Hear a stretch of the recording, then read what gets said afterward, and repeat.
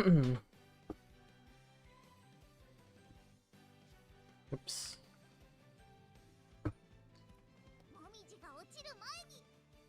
Hello, hello, everyone.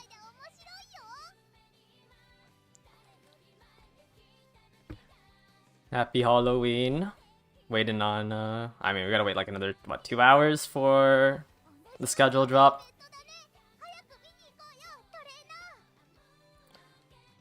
Hopefully it comes out on time.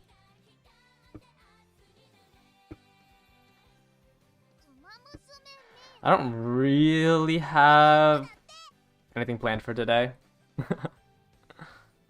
I don't think I'm going to stream tomorrow, so we might claim everything today. Just to see how much I've been saving. I was looking at my things like, ooh, it's expiring in 4 days. I guess technically I could claim it on the day of the Champions meet. I might just claim it today.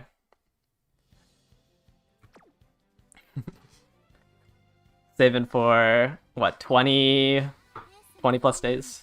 Like 25 days?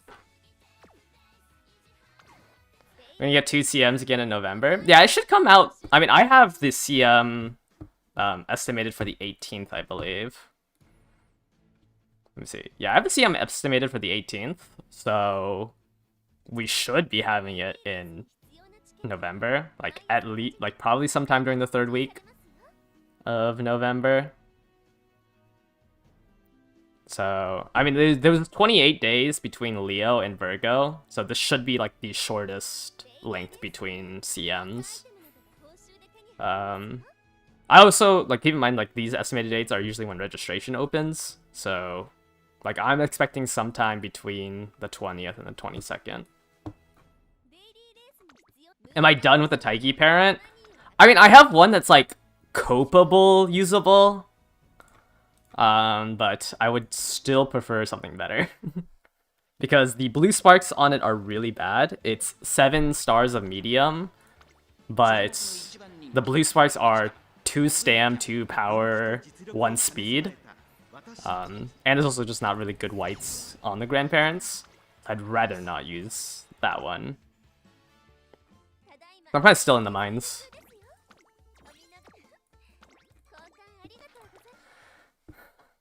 Let me get everything out of the way. Or all my dailies out of the way. But we can go look at...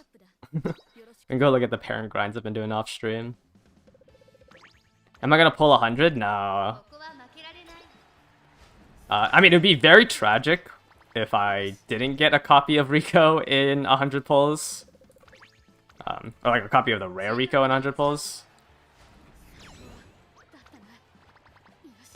So, oh.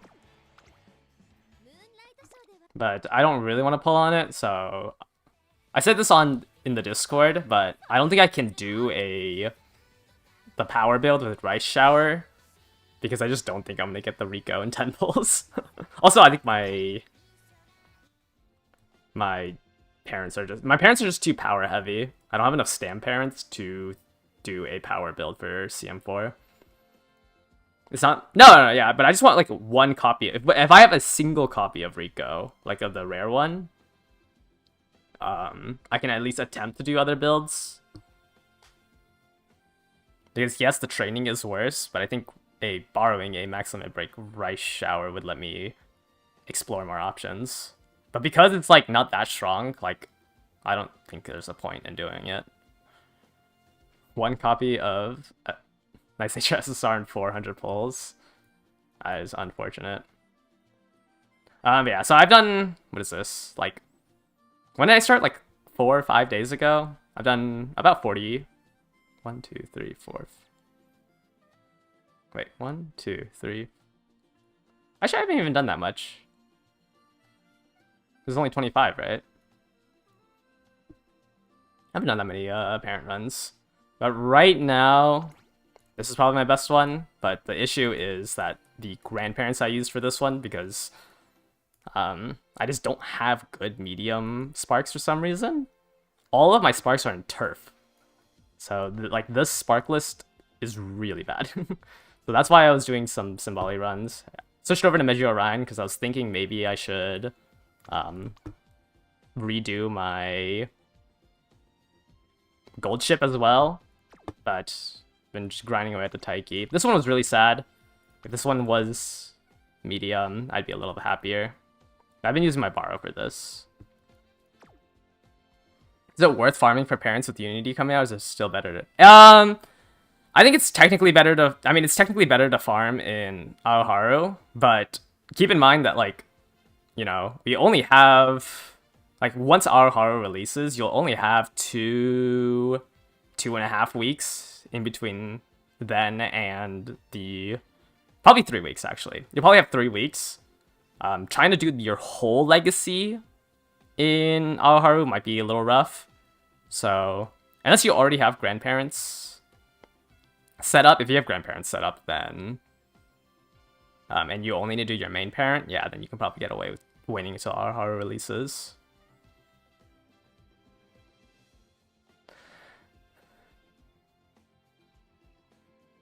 Does my ideal Taiki parent have a borrow, or is it one without borrow? Wait, what do you mean by does my ideal Taiki parent have a borrow? I mean, yeah, like, I need to borrow the... Like, borrow something, because I just don't have a good second option. Because my other option is a turf. I think. I think it's one of these vodkas. Why is this one stats so low? This one failed? I failed the URA finale? Why do I have it favorited? It is not that vodka. No. I think it's this one. No. Where's my turf vodka?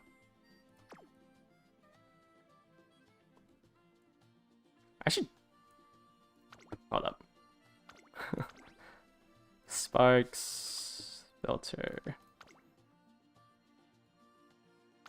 Is not that one. Wait, who have I been using? Oh, it is that one.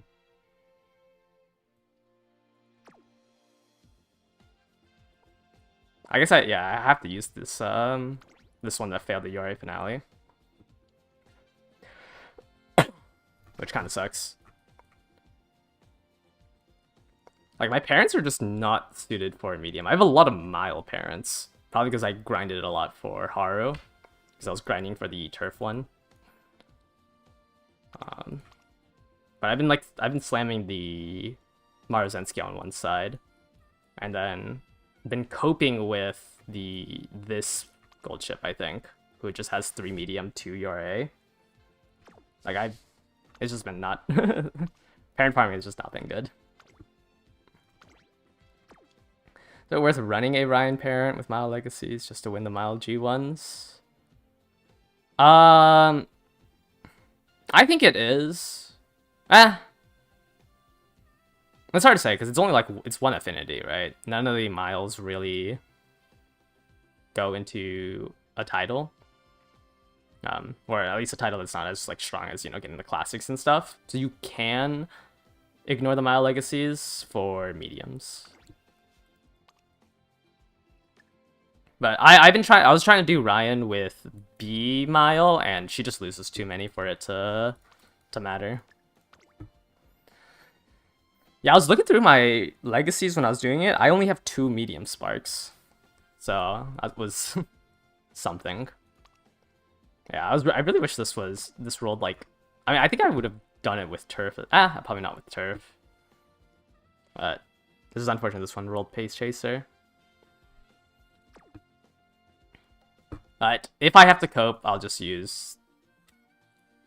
Not you. I'll just use this one for the Aoharu runs, and just ignore the... just hope that the blue sparks don't need too much. Yeah, that's the main thing, is like you have to rebuild all the team trial horses, because you probably won't stay that high. Alright, let me queue up a... I'm not going to do this on stream, but let me queue up something so I don't max out. Taiki. Then, where's the Stam Turf one? Stamp. Is it you? It is not you. It's this one. And then the gold chip with medium. Yeah. Hopefully in like the 20-30 races that or 20-30 runs I do, I actually do get a better Ogre. I know this is the deck I've been running for parents. I used to... Actually, wait, no, I don't need King Halo. I was running King Halo for Ryan. But now I'm blanking on what I ran instead of King Halo.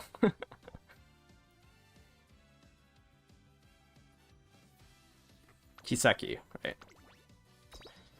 Yeah, I've been running this deck for the Taiki parent. Trying to get the Summer Runner.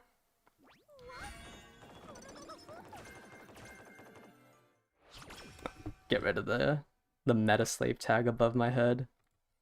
Even though I'm grinding out the new scenario horses for CM4. Alright. Let's go ahead and do our free pulls. I've also been doing the single pulls on Nice Nature because it would be nice. It's fall. It's fall for CM5. But I'm still doing CM4. Need to get it tattooed on my head. Yeah.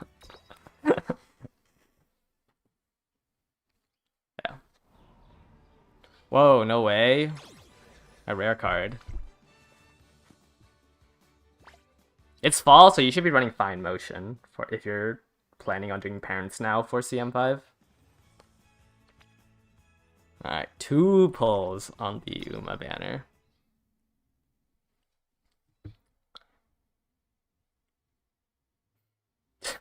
Meta slave on top of my forehead.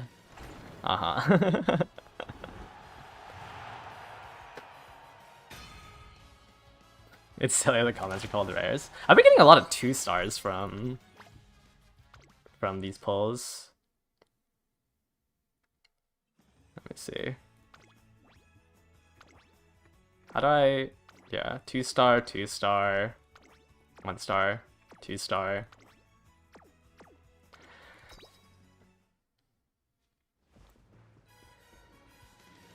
How are my paid carrots not in a multiple of 10? I think on the Super Creek banner, well, another 2 star. On the Super Creek banner, I dipped into the paid carrots, or into my like paid carrot balance, and Team Trials sometimes gives you, 3 carrots. So when I pulled on Super Creek, it dipped into the paid carrots on like even now, like I have, if you add these 2 together, it's not in a multiple of 10.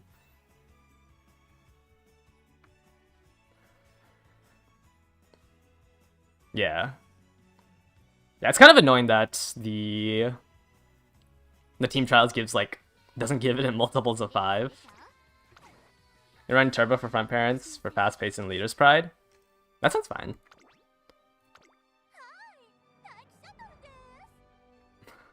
I've heard Taiki's voice line so many times.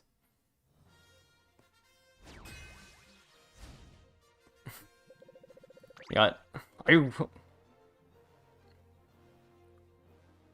You went to some country with Umusui banned? That's funny. Yeah, hopefully everyone's... I was actually surprised how many people pulled on Nice Nature.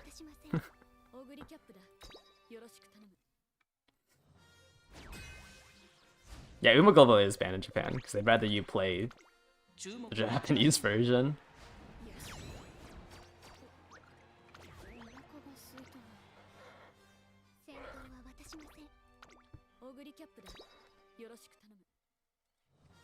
It'd be funny if I lost one of these legend races.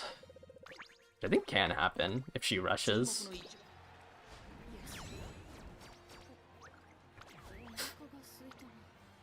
Why would I be surprised?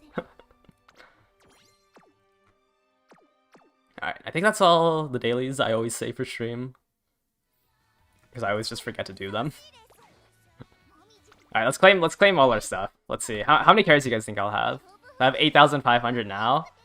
Last time I claimed everything October 6th. That was the Super Creek banner, right? Let me double check. Was October 6th the Super Creek banner? October 6th. It wasn't the Super. Oh, it was the Marzensky banner. That was the last time. Yeah, I pulled on Marzensky. That makes sense. Holy, I have so many. Yeah, I wanted to save for when we got the club rewards, but oh well.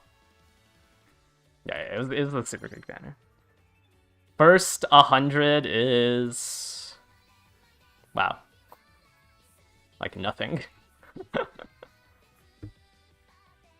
3.8 thousand carats. How many more do I have? Another 63. 2.6 thousand. Wait, that was like nothing. I can't go to pity on Rico and Rice. Look at all my friend points. How many do I have? 274,000 friend points.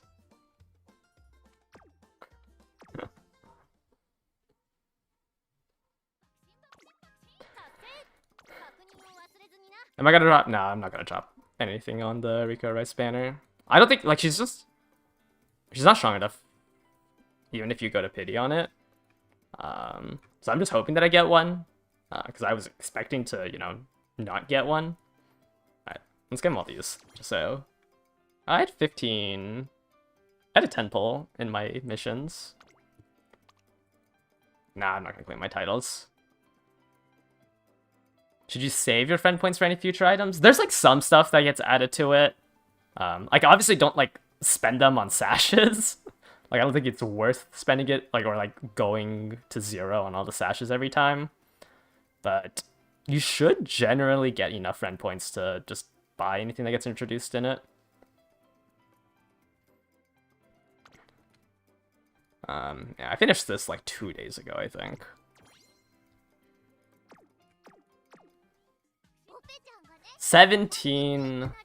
Only 17,000. Wow. I thought I'd have more. I have another 100 for my archive level. Have I done a career on everyone? Ah! What happened? Who did I open? Twin Turbo. I think I've done a career on everyone that everyone knew that I unlocked. Yeah, I did. I still have to watch their stories. You have a 2 Limit Break Creek and a level 1 Baiko. Wait, you have a 2 Limit Break Creek, but a max Limit Break Creek?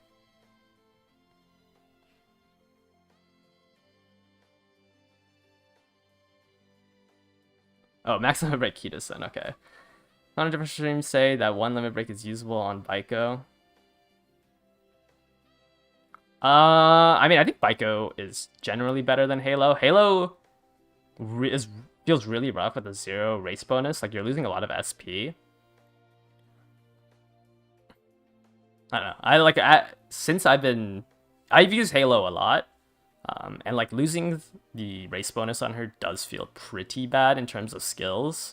So, like, if you have, like, good legacies, and a lot of the times you notice that you've been losing out on a lot of, or, like, not being able to afford skills, like, King Halo probably contributes a lot to it. Like, I still value that power bonus a lot, but I have, like, sometimes, I would have liked the skill points from the race bonus. Yeah, the power bonus is really good. So it is not like a cutthroat answer. Like I don't think, but like out of the 3 speed cards you're saying, Halo would be the one that you would replace with Pegasus. No, I got one. Oh, from the archive levels. We still have what 6,000 carats left from rewards. Like, we have the rewards from when the new scenario drops. And another 3,000 after this login bonus. Does that bring me up to 23,000? Halo's minus energy events, yeah. And then Baiko has, you know, a plus 30 and a plus 15. Baiko is really good. I really like that card.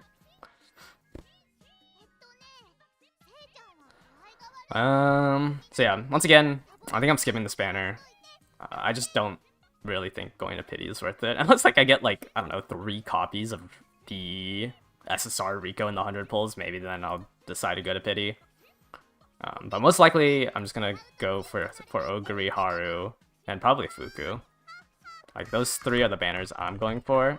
Like, I spend on this game, but I'm not wailing out for every good card. How much longer until the schedule? It's an hour and a half from now. CM6. You think a Zero Limit Break Creek plus Borrow Rico would be better than a Queen and Borrow Creek? I don't know if you can get away with 1 Stam in Rico for a long track. I mean, if you have, like, pure Stam inherits, you might be able to get away with it. It depends on how you set up your legacies.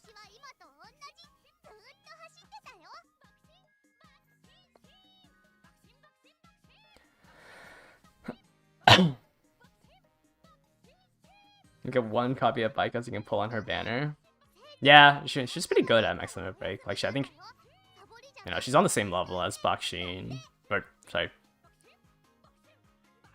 I like Fuku. I'm like a big Fuku advocate. Like, out of the 4 cards for Mant, like, which are Fuku, Narita Top Road, Bakshin, and Pegasus, I think Fuku is the strongest of the 4. Also, Fuku is just really good when she releases. Like, during Aoharu, you can still run that Fuku card, which is like a month still. But I doubt I'm gonna Max Limit Break Fuku on her banner, because I'm probably just gonna invest all, because I'm gonna buy the ticket at Mant, so hopefully, you know, 2 tickets and 2, I mean, I'll have 2 tickets and 2 tickets and 2 crystals for at Mant, so hopefully, you know, if I go to pity on Fuku and don't get a single copy, I'll just dump all 4 resources into it. Can Fuku speed be used? I mean, used, yes. I wouldn't use it under Max Limit Break. I wouldn't use any of those 4 cards that I named under Max Limit Break during Mant. Maybe if you had like level 45, you can get away with it.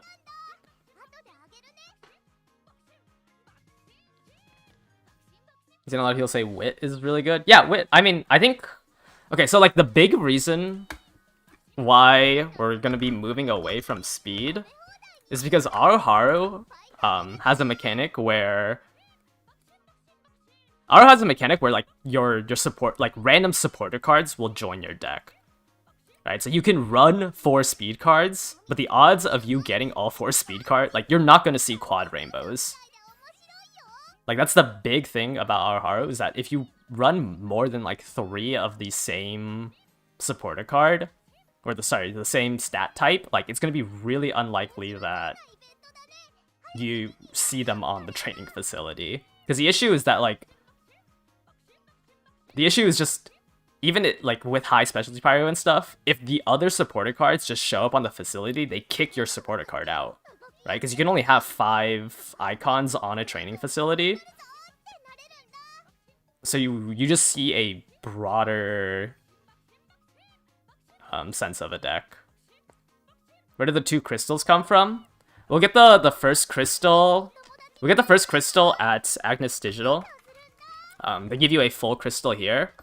And then if you do every single event from Aoharu to Mant, if you do every single event, you get enough to build 1 more crystal.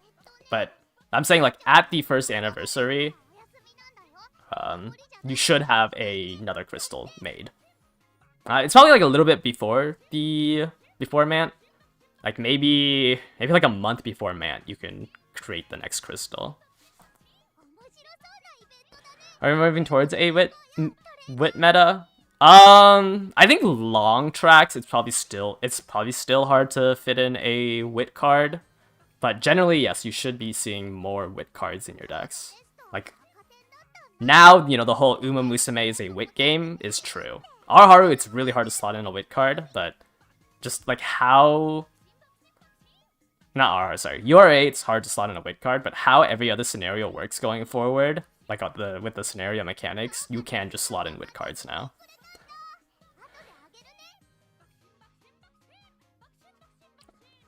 Are there random cards from your collection? No, I don't think so. They like it's just random characters, and it's always gonna be their rare version.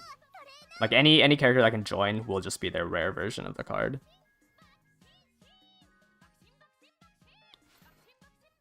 Like I'm ashamed of what to do with Aoharu. Unfortunately, I will not be posting a guide of Aoharu before CM4 because I will be trying to do like 30 runs for the CM. I think it's just gonna be like I might post like an example run that that's like cut from the stream, but I don't think I could go into explaining the mechanics because it's gonna be a lot of giving up races during Aoharu.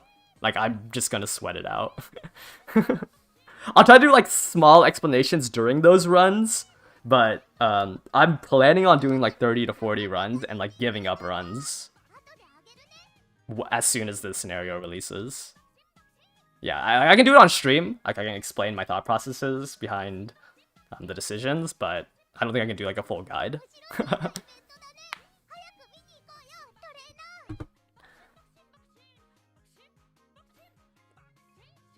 Are fan cards? No, technically fan runs are best done in URA.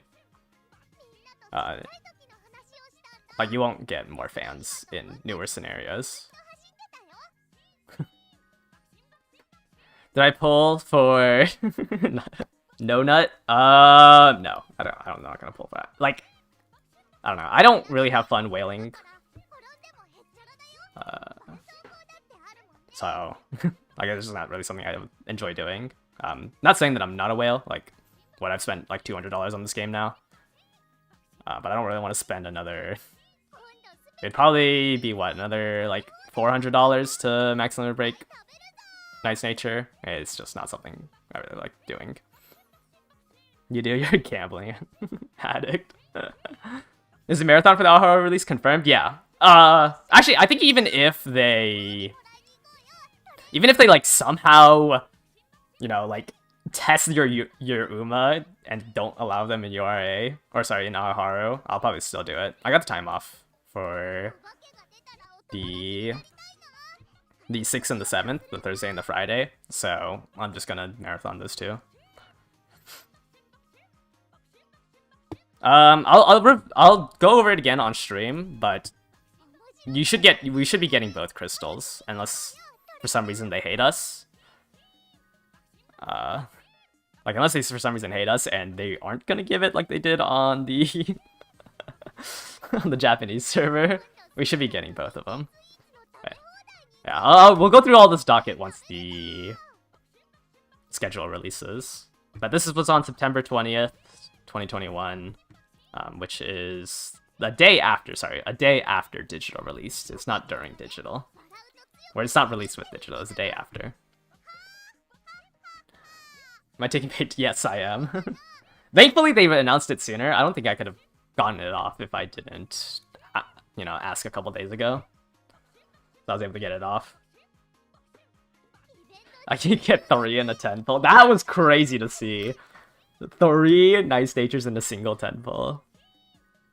You found a very good guide. Where do you put it in the Discord? You can probably just throw it in like in general or something. I don't really care. I don't mind if you guys like, I don't know. Maybe I'm just don't have the YouTuber grind set, given that I only posted 1 video last month or this month. I just enjoy streaming. How many more hours until the infographic? Yeah, 1 hour 30. Man, I should have.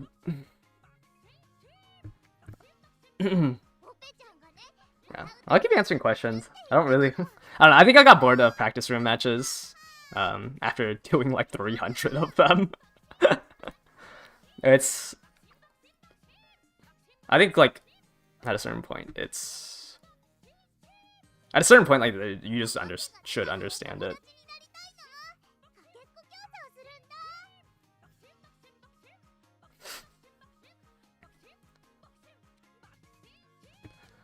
You have no idea what to pull on. I think if like your deck is really bad, Rico and Rice is the safest option because you know Rico can be used at lower limit breaks. Nice Nature is a very like I mean if you don't have it at level 45 or max limit broken, it's very awkward to use unless you're like using it just for on your left. What to be doing? Yeah, I'll probably do room matches if I make an ace. That's better. Like if I can make an ace that I'm happy with, I will, you know, stop the marathon.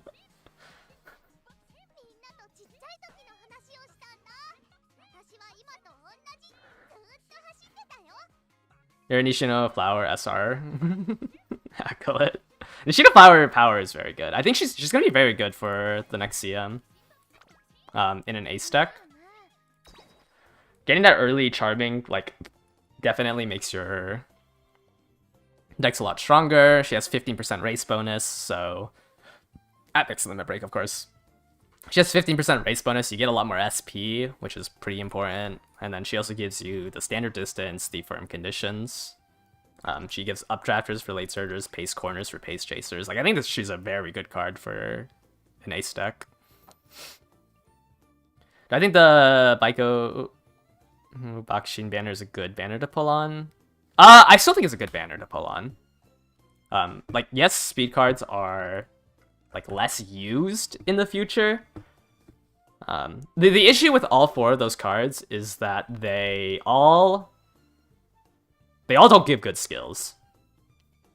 But unless you have like every card, most likely you're going to be borrowing something else besides a speed card. There isn't really a speed card that gives you a necessary skill. Like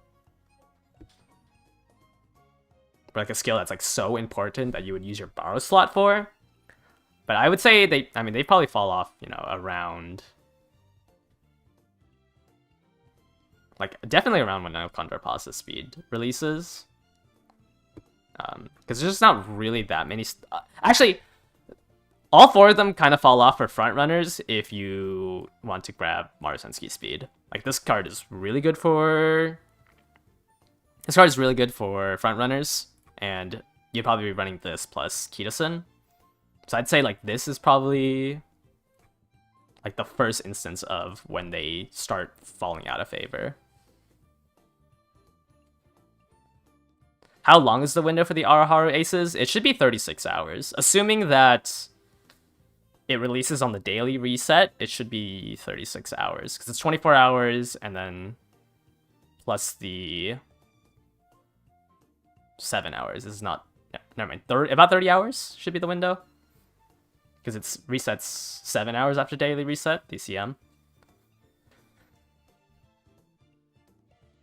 It'd be hilarious if I took pay time off and only finished it in one race. That would be that would be funny. If that happens, then we'll probably just do like team trials. Like I think like that's what I have.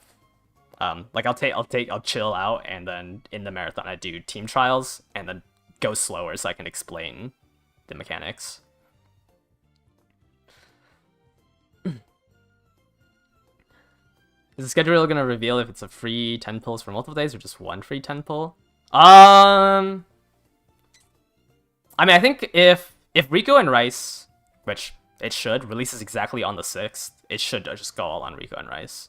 Actually, no, because it wouldn't make sense for them to release this banner without these, or out of the scenario.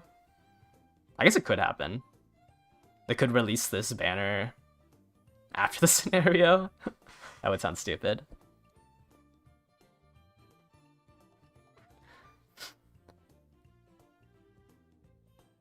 But yeah, it is confirmed that it is confirmed that it's 100 pulls. Do I recommend ignoring the Tenno Show Spring? I usually ignore the Tenno Show Spring secret event. Like the only way you could realistically do it is you have 600 stam before it, or you have Swinging Maestro and like 500 stam. 600 stam is like when maybe I'll gamble on it if my training is bad.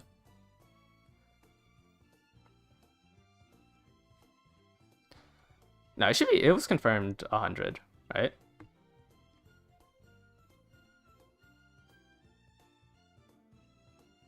Is it not in this one?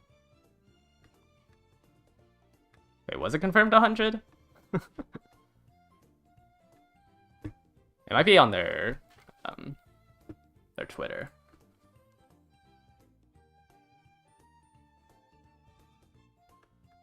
Where was it? Was it confirmed? Where was it confirmed? I thought I remember seeing somewhere that it was confirmed 100. In the game notices? All right, let's see.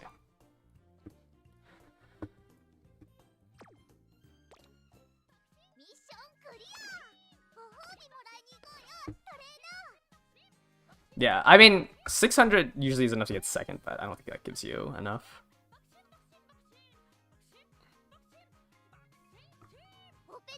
I thought we saw that it was 100. Ah, my eyes.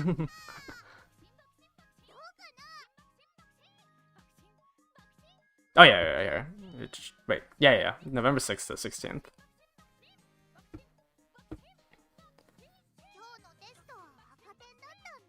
Which is 10 days.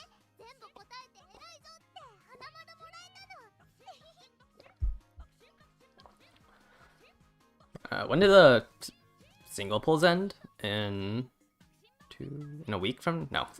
In 6 days from now? You have 6 more days of Flash singles.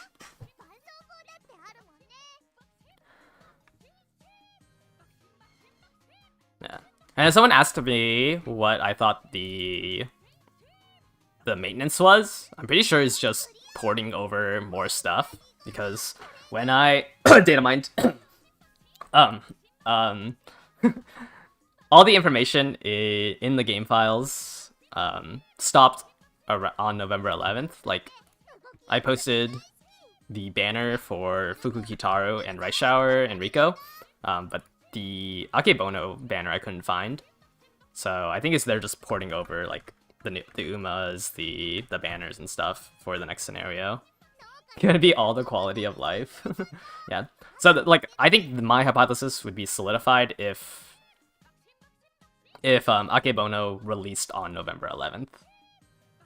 Since hopefully 6 hours is enough for them to port over everything. But Aharu was in the game, like, on release. They had both scenarios in the game. So most likely maybe they'll port over Mant in this update, or they might not be that far ahead. But I think it's just going to be like all the new trainees and all the new supporter cards. But hopefully they do quality of life. That would be nice. So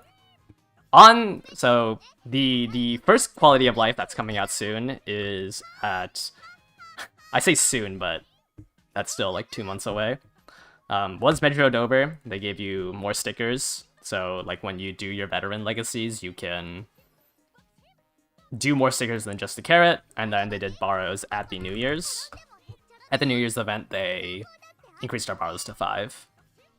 So those are the two that like are going to be in the game, but hopefully they port stuff over earlier. Aoi got still buffed? Did she? Let me see. Where is Tazuna? Tazuna.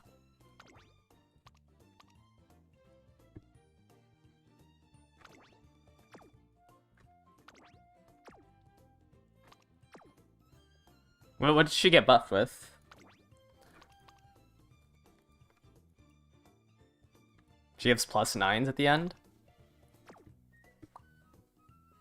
5 GB up. I mean, the update is most likely going to be just like everything up to Mant, is what I'd assume. What's Tazuna's last event called? Is it From Just a Little Closer? Oh! Wait, yeah, actually all the friend cards got buffed then. Because Tazuna now has the rare version has the fifth one, right? What does it mean for LeBron's legacy? Right, because this is the focused event, is it not? Or the concentration event. I don't think the rare cards can give you concentration. I think it's just now that they give you the... Oh no, it's not called From Just a Little Coaster. It's called a Surprise Breather. Never mind. Okay, so they buffed the stats, but they didn't buff the... They didn't give you 5 event cards? Or 5 events?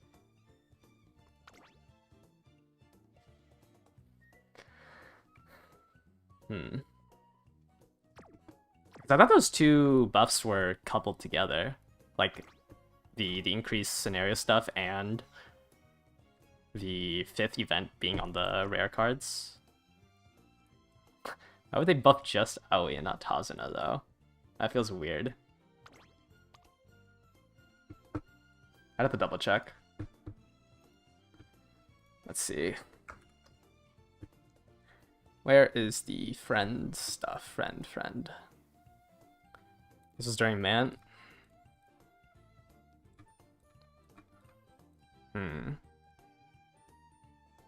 Yeah, it's weird if they up the final rewards for friend cards, but not the other 3 things from it.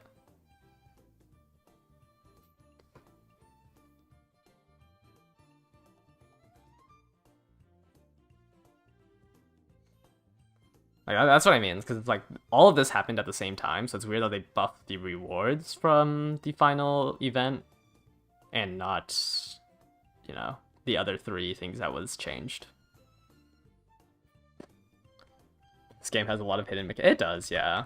I feel like the skills are like the worst thing. There's like the amount of Iron Wills I see because Aoi gives Iron Will is just way too high.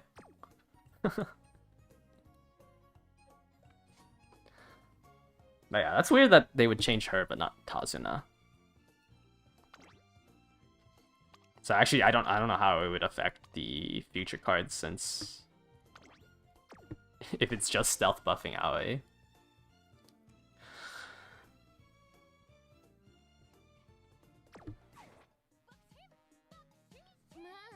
How would the November schedule affect the base population? It'd be slightly higher, because I don't think I haven't been fishing recently.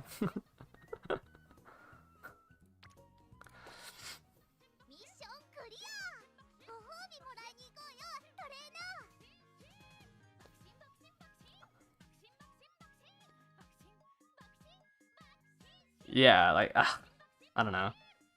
There's a lot of things that, like, kind of sucks. But I just think Cygames just doesn't care about the CM, given that they're releasing the the scenario during the CM. I think they probably see... I don't know, it'd be nice to see the numbers. Like, I want to know how much people spend on the character banners versus how many people spend on the supporter banners.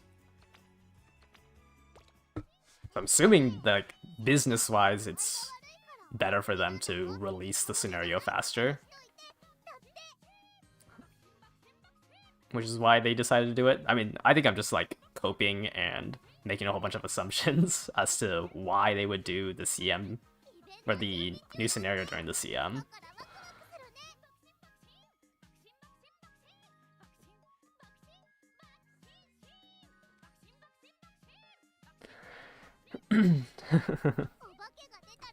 Like, there has to be like a way bigger casual base that they get. I mean, I'm just assuming. Oh, my hood. My costume.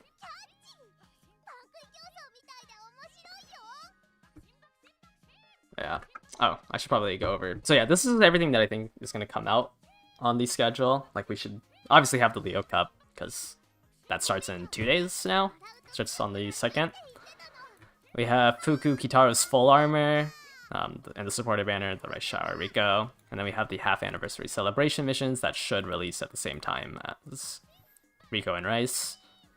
Akebono comes out on the banner after with Bakshin and Pegasus on the support banners. Then we'll have another special transfer during this week. We have Digital and Dictus Guts. This is also when that Limit Break crystal that everyone's been talking about comes out, and then we'll have the Legend Race for CM5, which is Maruzensky, Kiseki, and the original Mihono Bourbon. Actually, she doesn't have another outfit right now. And then finally, at the end, it should be Rice Shower, Super Quick Halloween, and then the Halloween supporter cards to Monocross and Rob Roy, and then we'll finally have the story event. Is Digital a must pull? I mean, she's very strong. Like, Digital is just a very strong... She's on, like, the same power level as the original Ogre, in which she can kind of go everywhere. Maybe not, like, you know, #1 meta, though Ogre is pretty strong to CM. Like, she'll never be the strongest on every track, but she will be able to run almost every track. Yes, she is mandatory. Yep. Actually, every banner's a must pull. Every banner's a must pull. Everything needs to be max limit broken. Everything needs to be 5-starred. But she is very strong. Like, she will probably be, you know, A+ tier on like every tier list. She also gets buffed when the lane movement stuff gets buffed, which makes her even stronger. So she's like a good Uma to have or just to play every track on. But you already have Ogre. Why would you play all 3 of them like when you just max limit break it? Yeah, I don't understand, guys. Just spend $400. Like, it's that simple. Just pull on every single banner. That way you don't have to be... That way you don't have to feel FOMO or make decisions.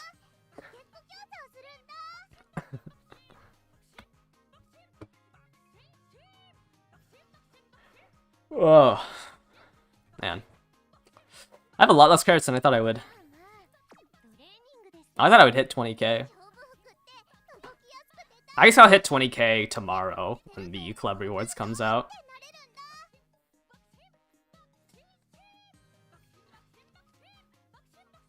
Just max limit break on the first 5 pulls. Yeah, don't even do 10 pulls. Just single pull it 5 times in a row. Max limit break SSRs will save bad parents. That is true. You can't really... I mean, it makes it a lot easier because you can just ignore the blue sparks and just go for pink and white. Yeah. But yeah, you do still, like, I have a somewhat strong deck, but you know, I probably don't do as many parents as, like, free-to-play, but, like, I'm still in the parent mines.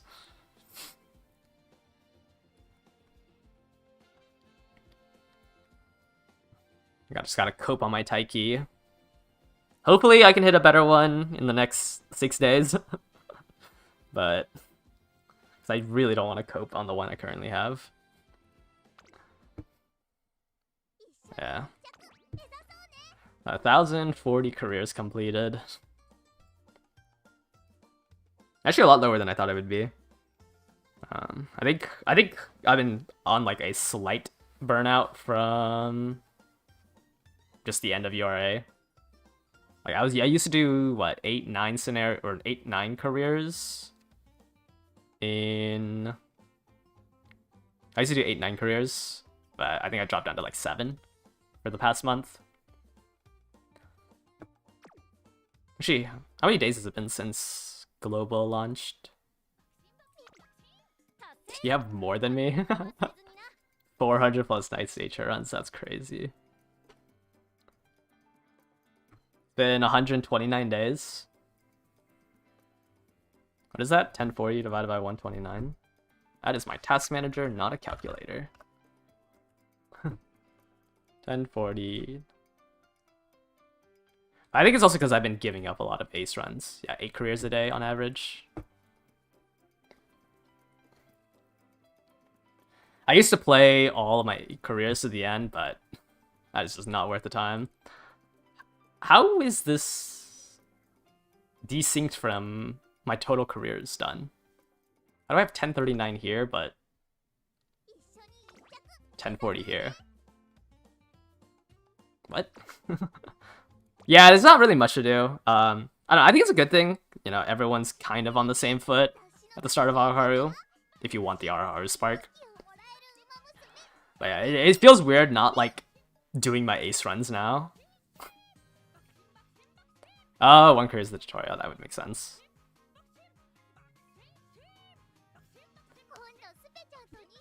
The career I'm in? No, because that's careers completed, right? They're both careers completed. But it would make sense that if the tutorial one wouldn't count for this first mission. It'd be a lot different if it was start careers.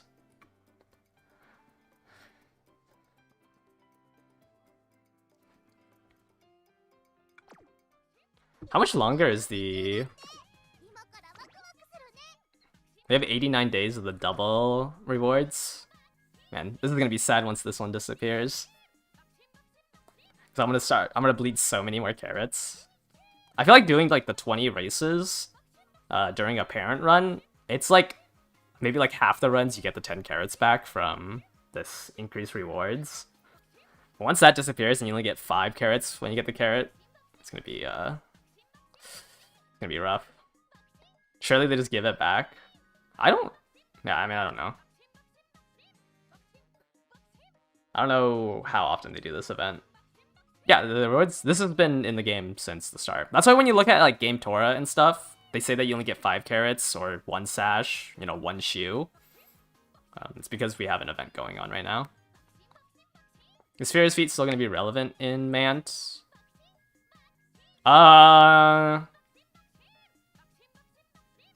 I mean, I think just like anytime you're running a late surger or an end closer, yes. It kind of falls off once Ruby comes out. Ruby and not Nice Nature. King Halo Cheerleader are the two that replace it. Oh, then no, I don't think Furious Feet is going to be that strong in Mant. King Halo Cheerleader. It might be only shorts for King Halo Cheerleader. Where is Ruby? Ruby comes out... Okay, no, Ruby comes out a little too late. Maybe for... Is King Halo a sprint? Sorry, guys. I don't have everything memorized. Oh, that's sweating.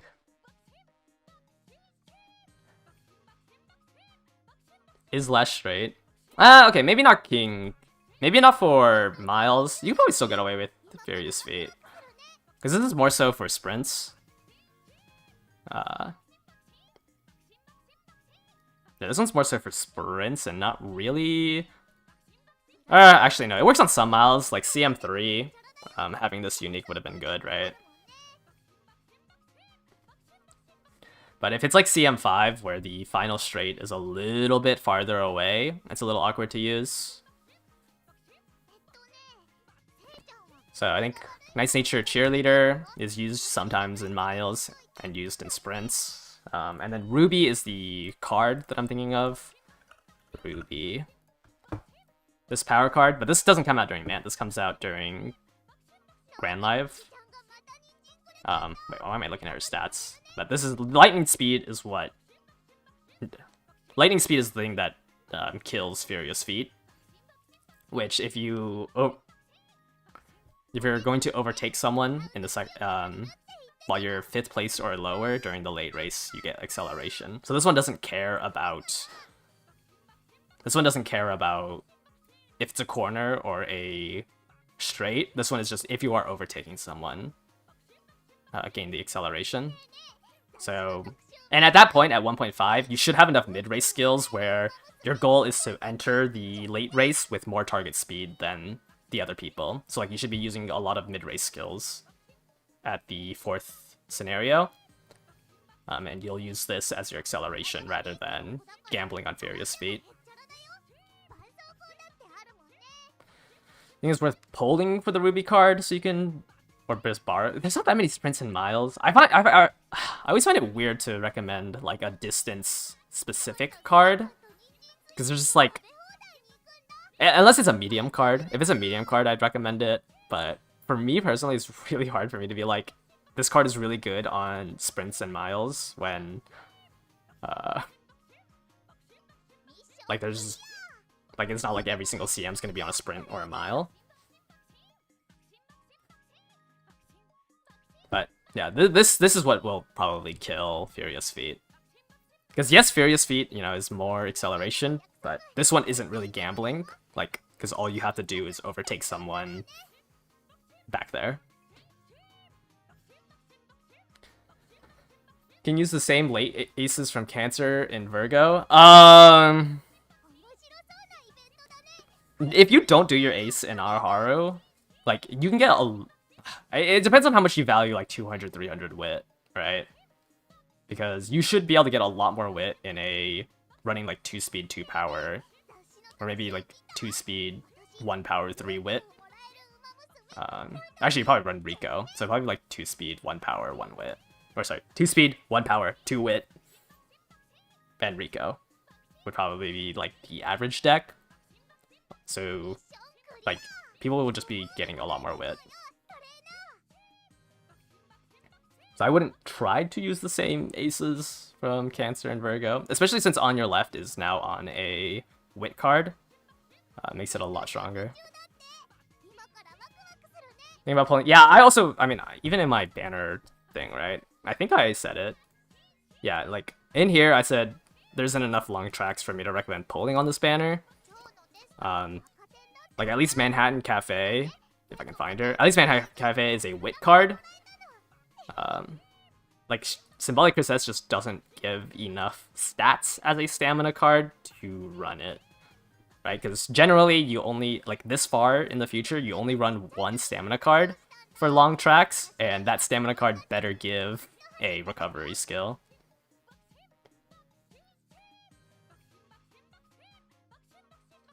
Like, if you were to run a stamina card, it would just be Super Creek for a recovery skill and not a... Especially since Lose Yourself costs 2% health, like, you need a lot more HP than usual. Because 2% is like 100 extra stam stat that you would need. So it's really awkward for me to recommend pulling from this card. Imuso is finally a wit game. Is 2 speed cards enough without any bonuses? Maybe not in the next scenario. With 0% bonuses, I don't know. You might be able to, like, high roll off of 2 speed cards, but I would probably run 3 next scenario if your Uma doesn't have a stat bonus. Obviously, if you have, like, Kitasen Black and Baiko, you could probably get away with 2. You have to keep in mind, like, because Wit does strain speed. I feel so weird after I was, like, dogging earlier, like, a couple months ago on Wit cards.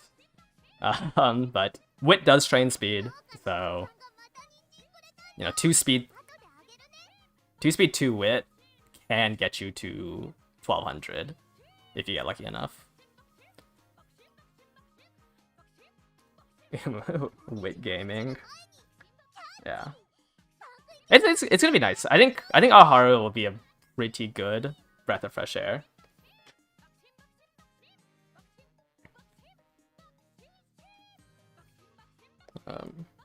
Though I personally don't enjoy it. It's not different enough from URA where it feels like you're playing a different game. But Blue Starks are premium in Aharu.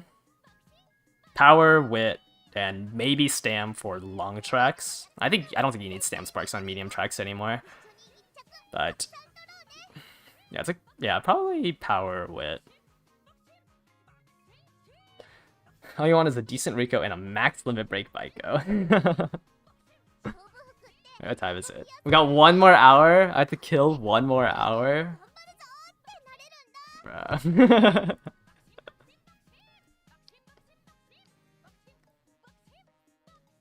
Actually, when does Taiki Shuttle change?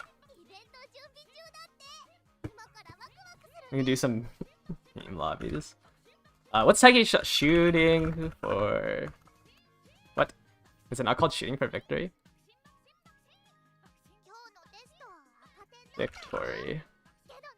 Am I stupid? Is it not called shooting for victory? Oh, it's victory shot. Okay, so that is at the first anniversary. So pace shit. That's at the first anniversary. And then Nishino Flower comes out a month after. Man, I would love to play Pace Chasers on Miles.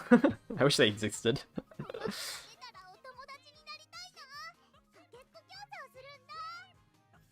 It came out at 4 AM for you last time. Aren't you on daylight savings though? 2 speed equals max speed seems crazy. Well, it's 2 speed plus 2 wit. You believe in pace, Bakshin? Will Taiki be good in Miles after that? She's usable. I think it's just like awkward when, like, I think like there's like a reason why people get stuck as parents, right? I think just like, you know, Meiji Orion, if she's in 6th place and hits her ultimate, that's really strong. But like the support it takes to get them there is just rough. Like if you have a really good deck, you can probably make a Taiki Miler work. But it's just like when people like, or even when I rate Umas, it's based on like how easy it is. Because the harder it is to train the Uma, the more runs you would have to do. So it's just like, you know, high rolling a harder to train Uma is just not going to beat out a high rolled easy to train Uma, because you can hit. There's a higher ceiling for the Excel Umas, but it is significantly harder to hit that ceiling, right? Wait, no, Taiki isn't hard to train for Miles. I'm just saying that like people who inherit Taiki's ultimate will have a better kit than her. Like she does have Mile Maven. She has I'm blanking on the other one. I don't remember what her other potential skill was. It's not that she's harder to train, it's just that like she needs more skills because her unique is a acceleration.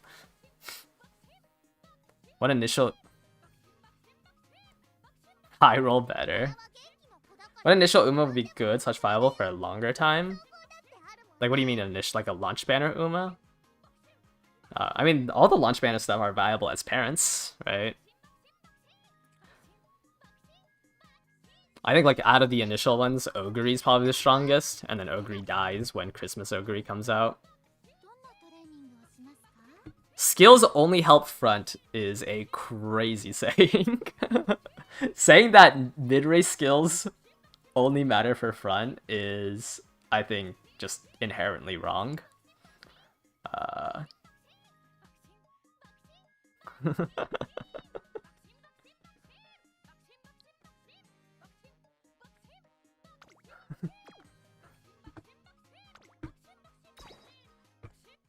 Sorry, what is her other... What is her other... Oh my gosh. Oh, changing gears.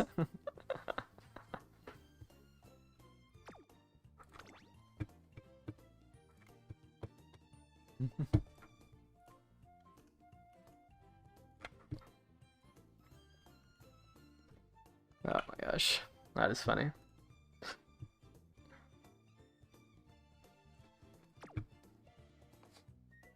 Oh, you're saying that okay. Mile Maven only works in 1st place, yes.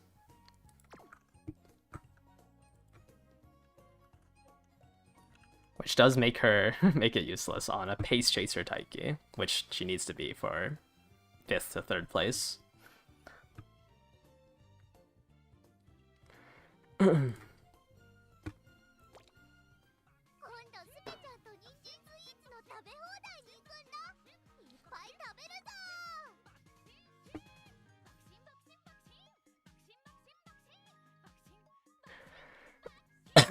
Sorry. Yes, Mile Maven turns into, or I think it's called Ruler of the Mile, which I think is 5th place or higher, which is when, I think that should be when the change happens to Taiki Shuttle. But yes, right now, Mile Maven does nothing for Taiki, because you have to be 1st place. But I think it turns into 5th place or higher. In... whenever that skill gets reworked. I cannot remember if it's at the 1st anniversary or not.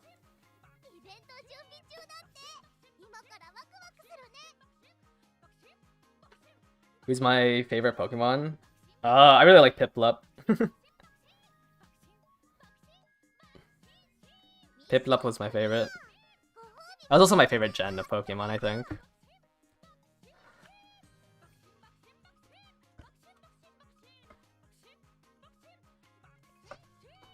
What do you mean, I think? Gen 4 was so good.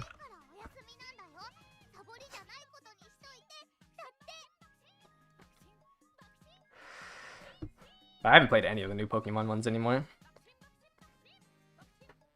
The Mouth tracks we had are just not Taiki tracks. I mean, I don't think Taiki can really do anything, because she has on miles until her ult gets changed. There's not really many miles where the final corner is during the, where the late race is during the final corner. It's always really early. What I think is the next must pull for free to play besides Rico, Ogre, and Valentine's Mihono Bourbon. Like, out of those ones, I mean, if you're running Valentine's Mihono Bourbon, I think you kind of have to get Maruzensky Speed. Like, if you were planning on front runners, you really want Maruzensky Speed. Outside of that, I mean, if you're free to play, I don't think you could realistically pull on these two. If you're going for both Valentine's Mihono Bourbon and Ogre Cap Christmas, I think it's too hard to try to... actually, you might be able to save enough for Narita Top Road. But it's awkward because these two cards you want max limit broken, and if you're free to play without 400 carrots, or 400 pulls, it's kind of hard to guarantee that. Is a Tazuna Rico viable for second scenario for fronts? Tazuna Rico? It'd be Tazuna Rico and like 2 wit cards. Or 3 wit cards and like a speed card. My issue with the 2 friends cards is that it's really hard to get wit, because the whole reason why you're running 2 friend cards is for the energy reduction on training, right? But if you train with the PAL cards on wit, like, they kind of don't do anything.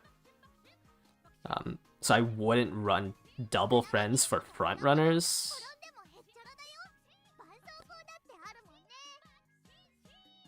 This is just like training the friend cards on wit is just like actually useless.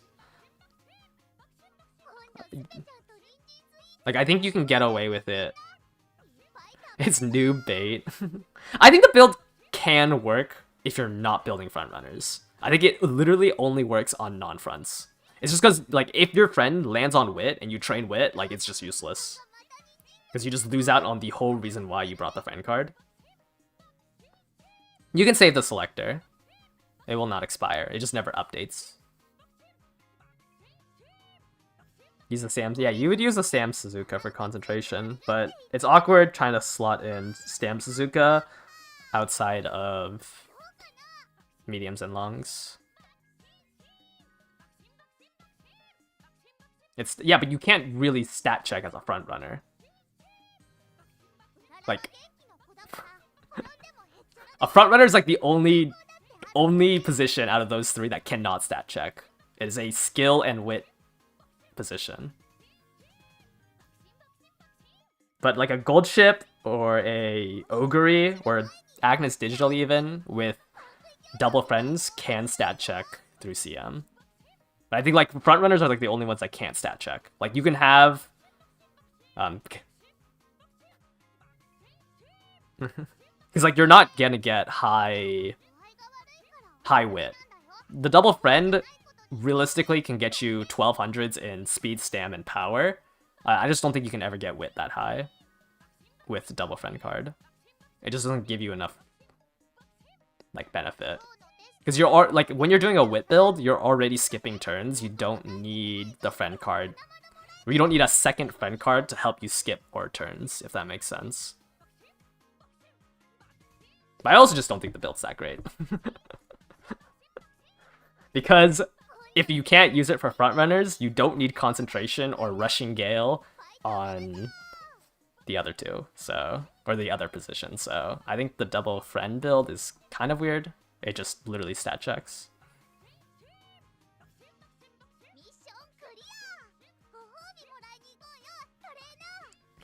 Everyone talks about Kita, Creek, and Fine Motion, but if I had to choose, what would I say is the 4th best card? I mean, right now, I think Nice Nature Wit is the 4th best card out of everything in the game. It's like Nice Nature Wit and Baiko Pegasus, maybe Bakshin. Bakshin's weird, because Bakshin helps you train speed.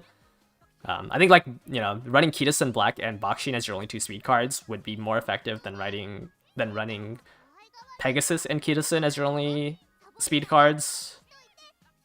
But yeah, I think, like, Nice Nature, Pegasus, and Bakshin, as of right now, are like the 4th best card. The Harem build. Yeah, I can't wait to run 3 friend cards next scenario. Yeah, why are you guys running double friend cards? Why don't you put Aoi in there? Run the triple friend deck. Air Shakur Wit. That card is actually so funny. She has... I don't understand... Okay, my biggest gripe with Air Shakur Wit is why does she have so much power in hint level?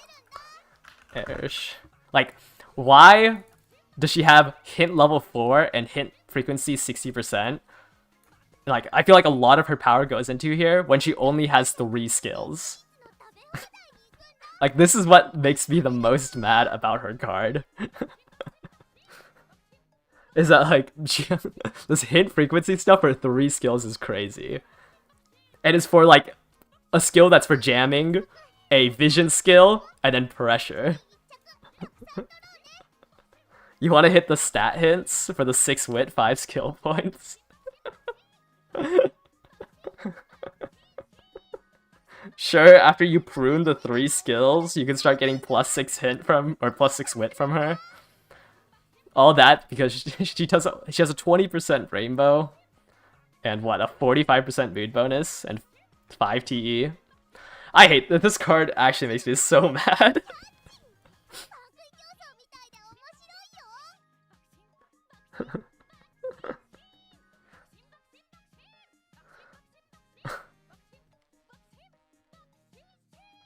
That card actually just, oh my gosh. Do they keep it bad? I don't think it... I don't know if it got buffed. I don't think it ever got buffed, right?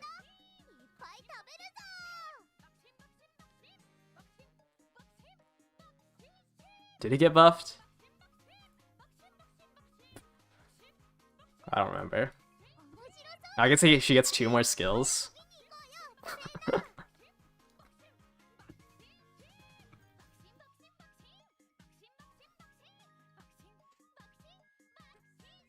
Oh wait, is this a different gold seal?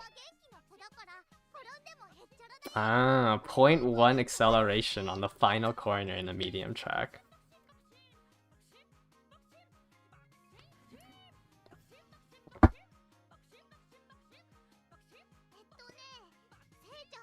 If someone has been trying to overtake you. Broken.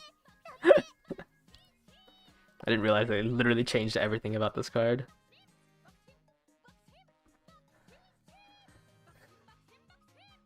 Yeah. But the thing is, like, even if she gets buffed, like, there's just no way you run that version over this version. I guess she gets a somewhat of a, you know, this is pretty far after. I don't know when she gets buffed.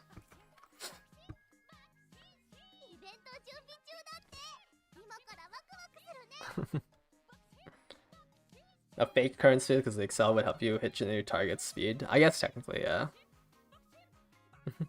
Poo to poo. I got 45 more minutes.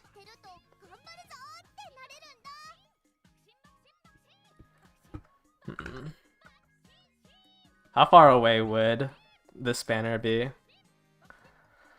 I've estimated for the end of January. So we would have 3 months. 3 months? Do you guys think I can hit 3 months to hit 90,000 is probably impossible. Yeah, I don't think I can pull on the Rico Rice banner. 3 months to hit 90,000 from 0 sounds a little impossible. I can hit 90,000 if I swipe. True. If you want fine motion, which banner should you go for? I think you should definitely go for the not the one with Kawakami Princess. They're both frontrunner orientated, but I don't think Princess, like, you don't want the gold version of the navigation skill she has for frontrunners. You want the white version. You only need the white version. There's no point in ever having that card. It's like mostly a parent card to have a higher chance of giving her position skill. So I would say, like, if you wanted it, it'd be way better to do the rerun with Esmara, but it is kind of far away, right? Like, it is 4 months away? 5 months away? But Kawakami Princess isn't that great. Does the Fuku Guitar banner not have free pulls? It does. Yeah, it has, like, I think 60 or 50. So I guess it wouldn't be 90,000. It would be 82,000. I mean, I guess we get the carrots from there. I just don't think I can pull on Rico Rice without swiping, what is it, $140? Is Halloween Creek good? She's a good parent. We're getting 500 for global. She's a very good parent. Her skill is very I'll go over it once we actually get to her. But her skill is very tailored to sprints and miles. But I'll go over it once we get the schedule out. Or if you somehow get her mile aptitude from, her sprint aptitude from G to S, I guess she can be really good on sprints. Am I gonna maximum break Rico? No, I don't think I'm gonna pull a single time during Rico. Actually, no, that's a lie. Actually, no, I'm not gonna pull on Rico. I was gonna say I might do single pulls, but I don't really want to be spooked by either of them.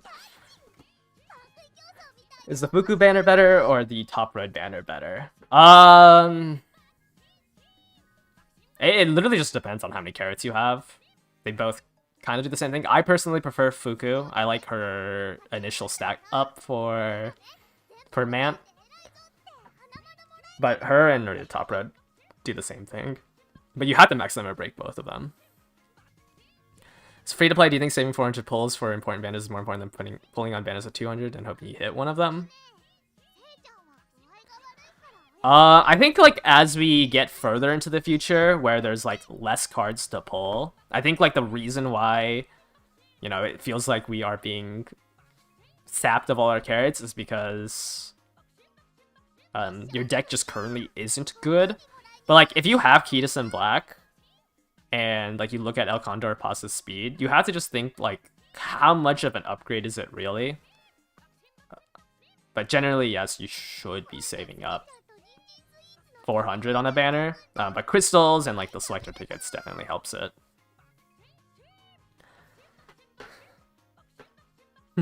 Stay sure. I think the free pulls help. For me, personally, I feel like the free pulls help me solidify my position on skipping the banner. Right? But maybe I should do the single pulls to try to maximum break the rare version. No. I can't be spending on this stupid banner.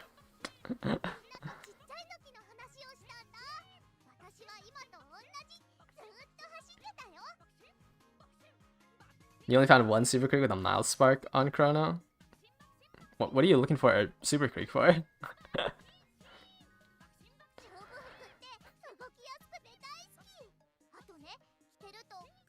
Yeah, I am in a different boat. Yeah, I do not, like, I can skip Rico. My deck is good enough where I can skip Rico. I am gonna be like, I might be like 100 power under the top of the top line builds for CM, but like having a max limit break Kitasen and Creek allows me to skip a lot of banners. I think having 3 speed max limit break SR is a bad investment going forward. Let me think. So Mant, you are running 2 speed cards. Aoharu, you might run 3, but Mant, I don't think you'll ever run more than 2 speed cards. Assuming you have 2 SSRs, or... Actually, you'll run 3 speed cards here if you only have, like, Kitasen and... If you only have, like, Kitasen and 2 SRs, you'll probably run 3 here.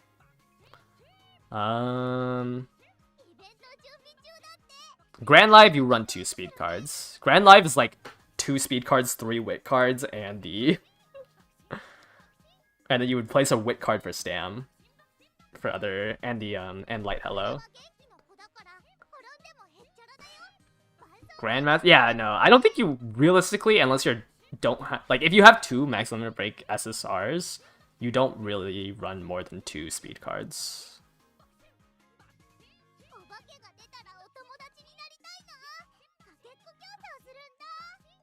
Which is why I'm saying, like, you only really realistically want one of the... I mean, obviously, Kitasen Black isn't that strong in Mant because it's a 5% race bonus card, which makes your deck building a little harder to do. But I don't know why. I saw like some people say like, oh, you won't run Kitasen in Mant because it's a 5% race bonus, but like Kitasen gives so many stats that, you know, it would make up that 5%. I always thought that was weird, that like people are saying that she's not going to be used during Mant.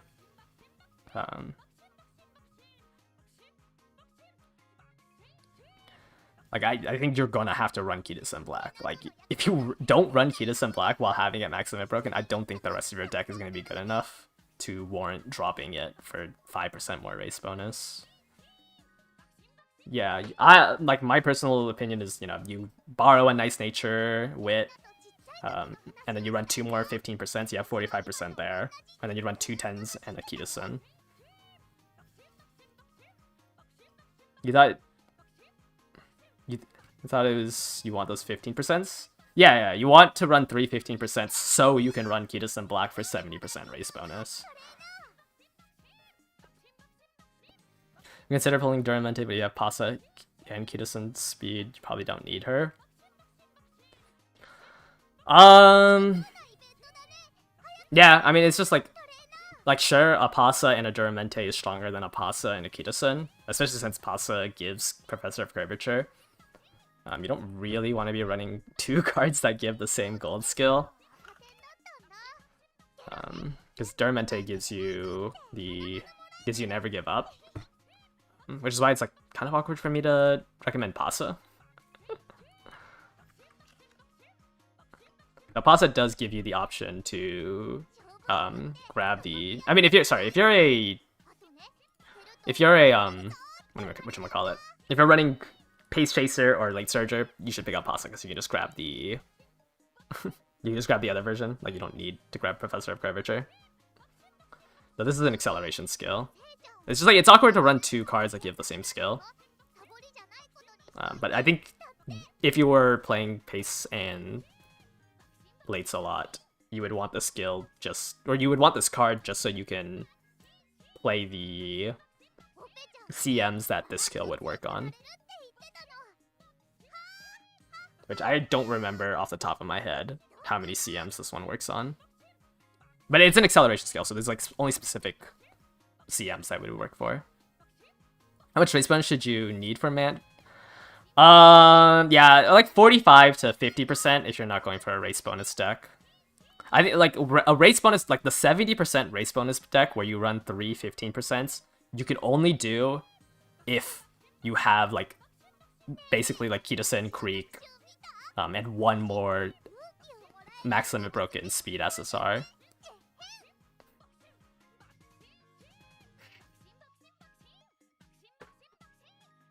There's only 1 non-SSR support.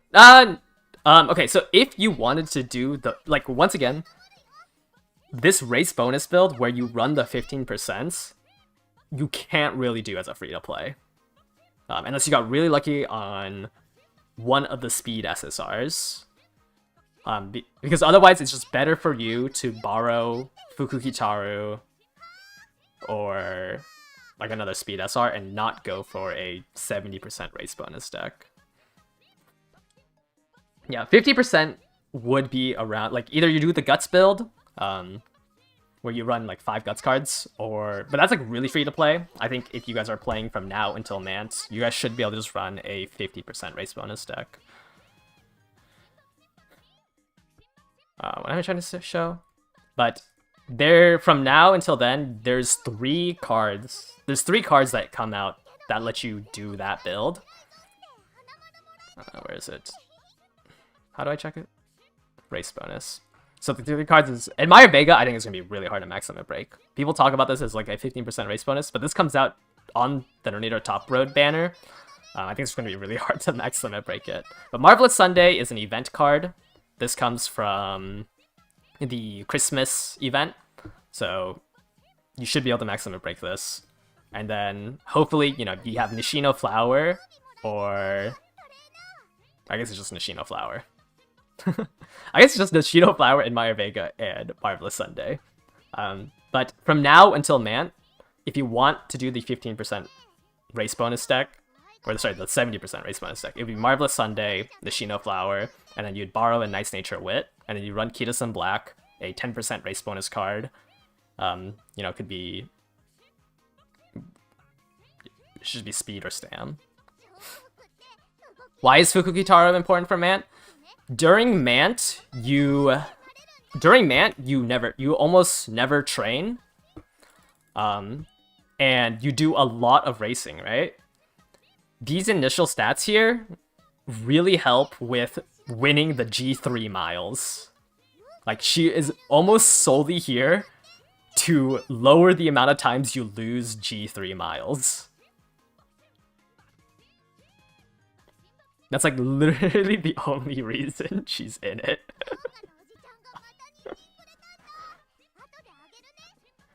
Yeah, I mean, I think we can look at the reference stock, right? But like, you do this once again. This is for a. It's hard to always say this is for a race bonus deck. I feel like there's a lot of. There's like multiple. This is like specific to one deck type.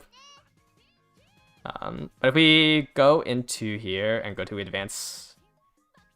Because like you don't need to do, you know, 30 to 40 races. You can get away with 25 races. You just run like a 50% race bonus deck. But usually you would run like this many races, right? And when you're doing this many races and you train once every 2 to 3 turns, it is really hard to get enough stats to win the races. Yeah, it's to snowball those early wins. Is Fuku only useful for this one scenario? She's not bad outside of Mant. Like, you could still run her. Unless you're like a pace chaser, then you'd probably run Tachyon as your second speed card rather than Fukukitaru. But yeah, I mean, like, I don't think, you know, Fuku is still a max limit break. Fuku is probably still better than like an SR, like a Sweep Tosho or Windy.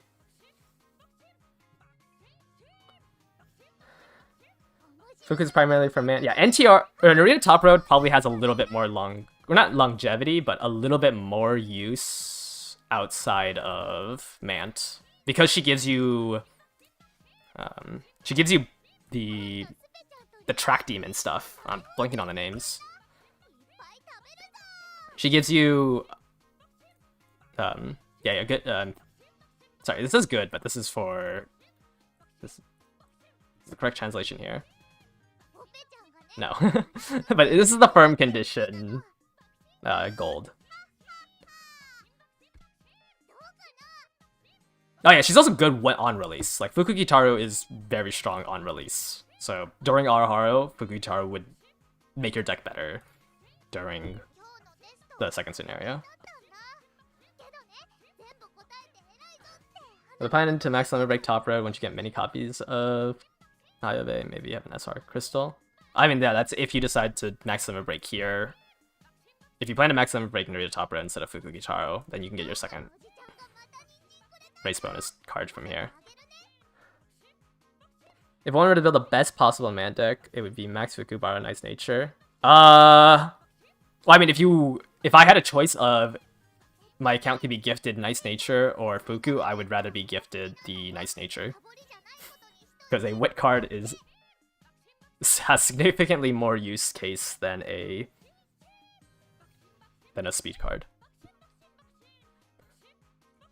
Hold on, let me pull up the an example, like the best deck I would assume in okay, let me delete everything here. Like the best deck is for the next scenario is if you were a whale, would look something like Fuku.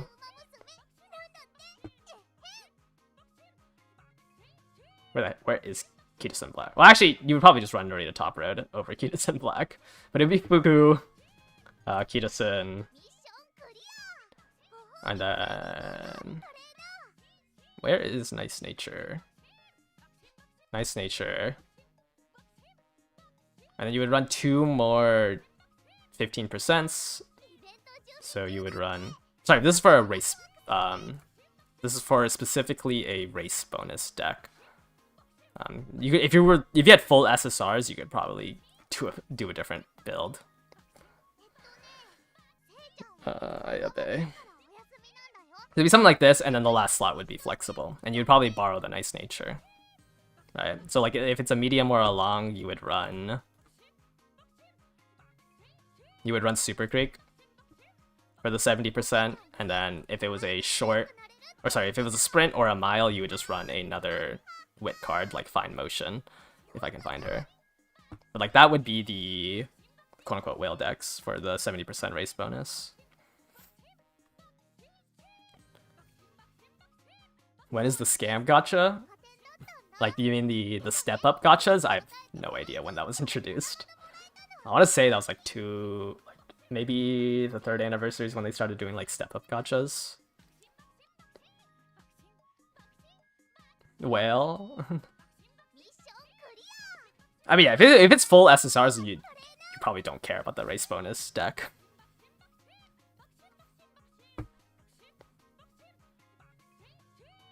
Could you replace any cards here? For example, Maya Vega Guts with Haru, and then Kitasen Black with Windy. I think you kind of need 2 speed SSRs, like if you were to do this. The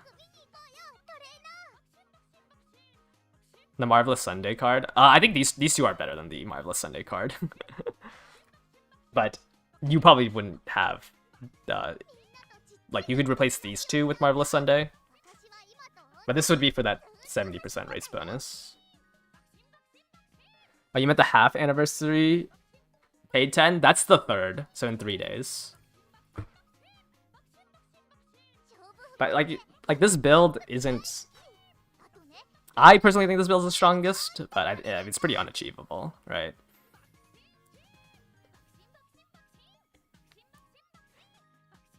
No, it should be on the 3rd.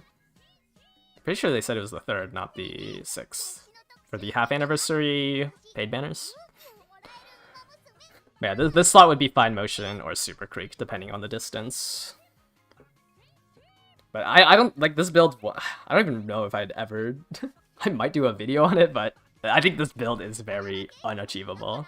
I mean, I can't even really do the Fine Motion, right? I just run a SR. I run like Tachyon or something for the 70%. Yeah, the free pulls start on the 6th, but the paid card. The paid banners, like the 10 pull for the guaranteed random SSR and the guaranteed random 3-star should be on the 3rd. I mean, we can double check. Maybe I'm just spreading misinformation.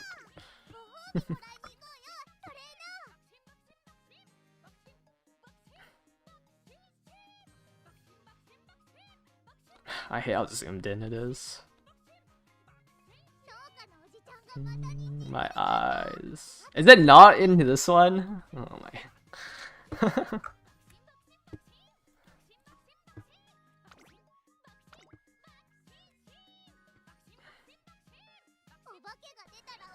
Because of the 1.4 times seeds, you get 7 days of countdowns, 1 day overlap, and the 3 days of half anniversary before Unity. And it was 8 plus 6, not 7 plus 3. I think it's hard to just go off of Japan for the half anniversary now. So like I can't really say that all 100 are on Rico, but I wouldn't imagine it's not. Okay, I don't think I can find what time. Oh, was it on off of their video that they said it? I don't like how everything is just not on one. I hate how everything's not in one like article.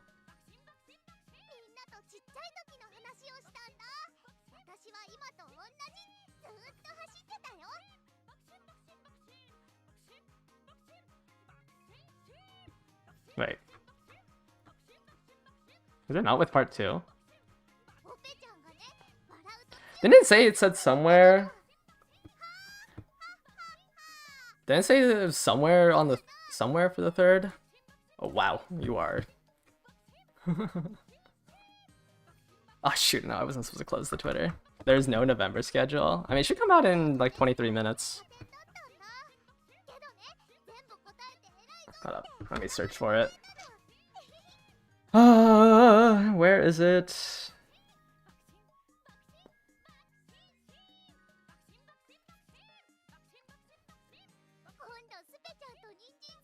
Okay, I have no idea where it is.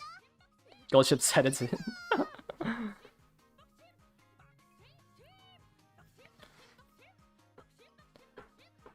Why is everyone downplaying Night Sage? You feel like such a best in slot card and a must pull for late surgers? I mean, if you can max limit break it, it is a very good card, yes.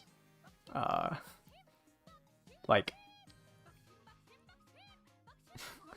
if, you know, if you have 30,000 carats and you want to gamble, I think it's a, what, 44% chance to max limit break it off of 200 pulls. Like, if you want to gamble on that and you hit, like, yes, it is very, very, very strong. These 600 pulls for 3 limit break. Yeah, you could go for that. But I don't know. It's just like it's the fact that it's you most likely didn't have 60,000 carats for Nice Nature. And I don't really want to tell somebody to pull on a banner and then they get, you know, a level 35 Nice Nature and they just can't use it. Does the skill get redundant? I mean, it gets buffed in the future where it's 4th place and below. But it's just more so that you would rather want a ultimate or an acceleration that is guaranteed to hit rather than gambling on something that works, you know, 30 to 40% of the time. Like for sprints, you would want King Halo or I already forgot Ruby's Lightning Speed. Like, you would rather have Lightning Speed as a skill or King Halo's Cheerleader skill. It's just like late surgers will get more acceleration. For long tracks, they get Lose Yourself. When, like, it's not like it's useless, you know? You can always gamble on your left, especially when the conditions for it get... Especially when the conditions for it get more relaxed, like it's 4th place or below. I just think that, in general, like, unless you are playing late surgers every single CM, it's just too gambly for a card that you would want at least level 45, and for a skill that, you know, is 320 SP for a gamble that you hit your acceleration. Isn't it 50% maximum break at 400 pulls? Is it? Where did my 44% come from? 44% does sound way too high. 0.007544. Oh, you're right, my bad. Sorry. It's a 6.5% at 200 pulls to max limit break it. To get it usable, well, not usable, but to get a pretty good version of it, which is limit break 3, it's a 19% chance. It's not 500 pulls, but yeah, at 400 pulls, it's 57. I don't know where I got 44%. It's a 57.8-ish to max limit break it at 400.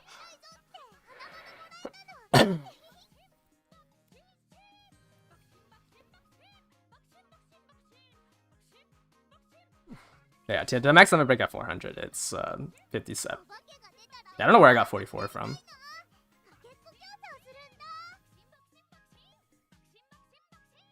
You want a one-trick King Halo late surger? Shubet said you don't have 200 pulls for the banner. Yeah. Like if you're playing late surgers for every CM, I think it is good for your account to slowly build it up. The next Nice Nature banner, yeah. Furious Feet. I mean, it's good, but it's locked to Miles, which feels awkward pulling a card for that.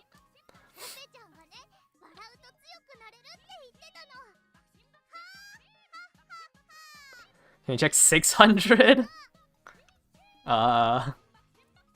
Well, I mean, at 600 pulls, you only need 2, right? To max limit break? Maybe a 94% chance.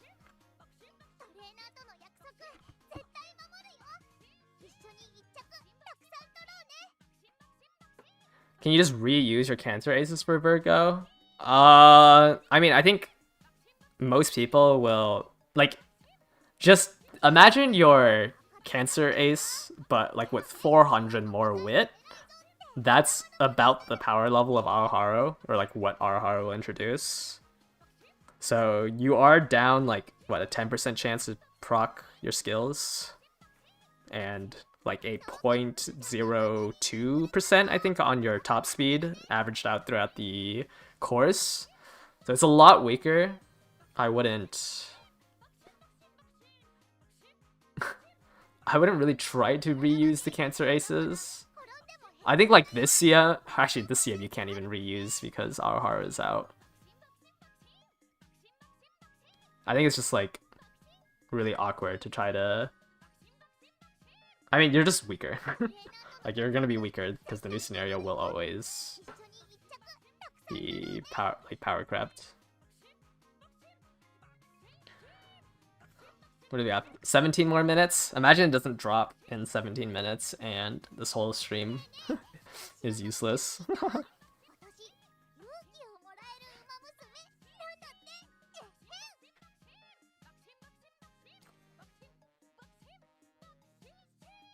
I got 44% from the Robo reference actually counts for the 200 pity? Okay. Wait, in 200?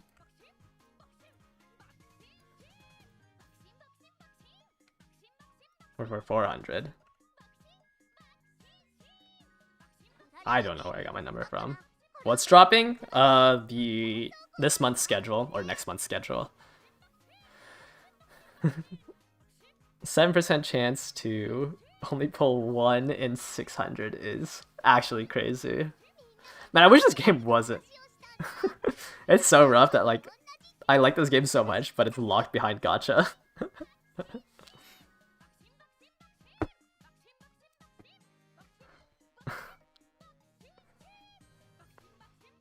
The BGM is making you go insane. Alright, let me beat the game. Ugh. Yeah. You only got your Pretty Creek in 250-ish pulls. Yeah. Now everyone's like... Actually, I shouldn't talk about my supporter banner pulls. But I had to go to Pity for Summer Marzensky, right? You prefer the gacha over the pay to win? Is it not pay to win? I mean, yeah, it's not like fully pay to win, right? Like, there's still a chance you can win. But there's a higher chance in Uma Musume for sure. Especially if you sweat out like a legacy. Yeah, I don't know. Maybe I only like this game because it's locked behind gacha. Is building McQueen for the CM5 realistic?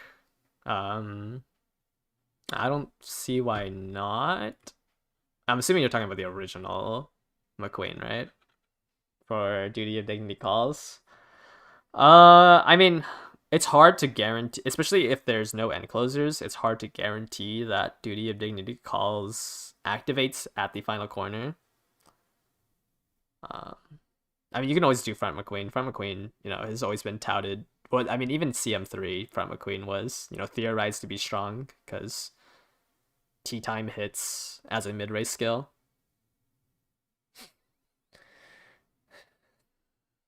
She has Thanos for spring first for career. Actually, I don't think she's that hard to train for. I think she's easier to train for the CM than CM3 because you can run Rico for a stam and you would just front load the stam you would get from it. Okay, I think it's too many hoops. I think it's too many hoops that just loses to a Summer Marzinski. I think Front McQueen, worked in CM.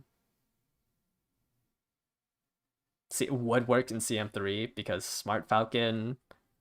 I think Smart Falcon was easier to overtake. Go on vacation for a month starting on the November 10th. How screwed are you? I actually don't know if it ever expires. But it's like a login thing. Like, you don't have to play the game. Are you unable to access... Whoops, I don't want to... Are you unable to access, like, the internet? Because it should just be a present. Like, this should just be a present. I don't think I can check if it expired or, like, when you had to log in. Yeah, okay. The thing is gone.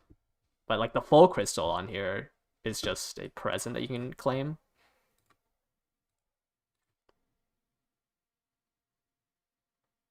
China bans Zuma Global, so you don't think you can log in until you come back. It's not November 10th, no. It's around the 20th. We'll know for sure once the schedule drops. Or I can tell you when it coincides with the schedule, but it should be around the 20th.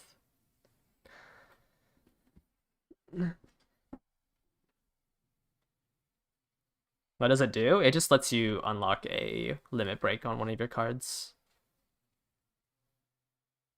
I say just.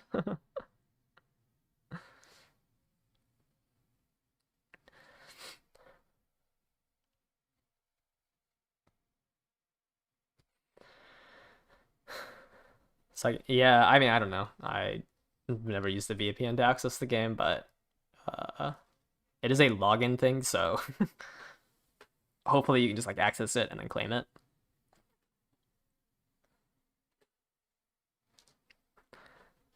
How far am I in my reviews? I got up to Manhattan. Okay, I think I just need to do Manhattan Cafe. Yeah, I just have to review this, and then I'm pretty much set until like the next 2 months.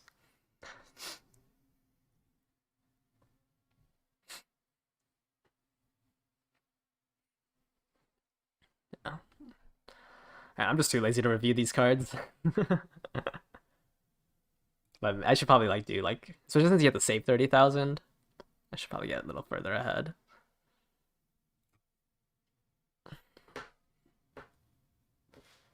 Oh.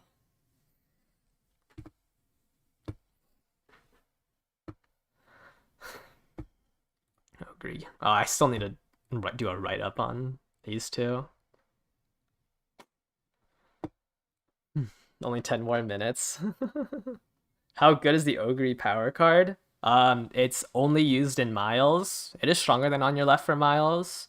I don't think the card ever gets buffed though, right? Does the card ever get, or sorry, did the skill ever get buffed? Skill. What am I doing? I should just jump feet. Alright, because it's always 6 plates or lower.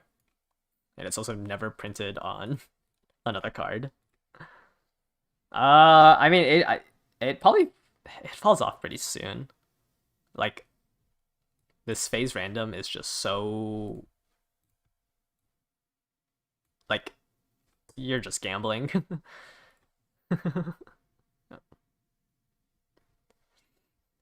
So, like, I mean, I probably until, lightning speed comes out, it won't disappear. Until this skill comes out, it's still good. But this one, because you can try to activate it earlier, it's a little better. I think the Arahara skills will be a big factor. The gold power looks pretty good. It's kind of hard to get the specific, like it's hard to get a specific skill outside of speed during an ace run, because it's randomly picked based on your highest like team stat rank, and most of the time it's speed. So I think it's hard to get your team stats power to be extremely high to get the gold skill on power. Like, I think most of the time you should probably will just be getting speed. Unless, like, out of like small things where like maybe you can chase a specific gold and then max speed after, because this is the second half of November when it awards it to you. So it's really hard to max out a different stat and then switch back to speed maxing.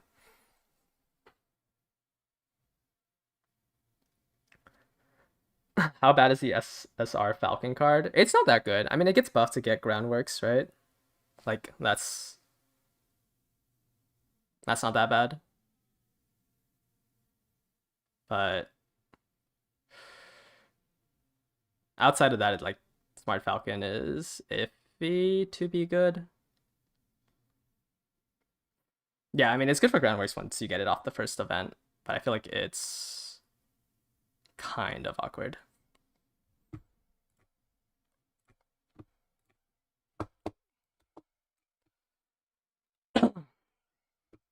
How much longer do we have to wait? 7 more minutes, hopefully. Hopefully. You can inherit the white skills. But I'm saying, like, chasing the specific gold one is awkward.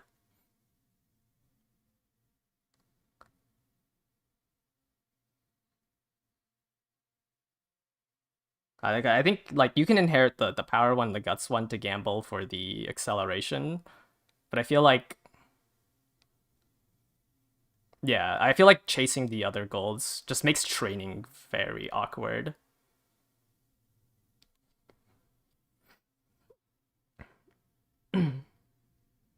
Hello. We're all waiting for the just constantly refreshing this, even though it's probably gonna be at 7. Hello, Charles.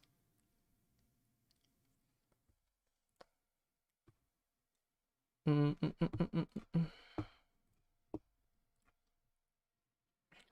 think the acceleration is gonna lessen, guys? I feel like it's probably gonna be around the same time.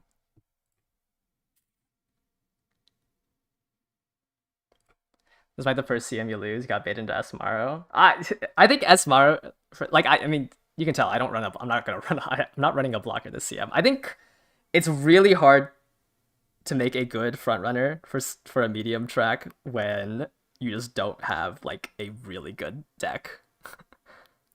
Like, it's at a point where it's like if you can't borrow fine motion and get a lot of wit, it's just really awkward to slot in or to build a good front runner that beats out the common Ogre / the common like gold chip. And obviously you'd still have to gamble on getting Groundworks on her. Like, it's just, yeah, I think it's just way too hard to build it without a good deck.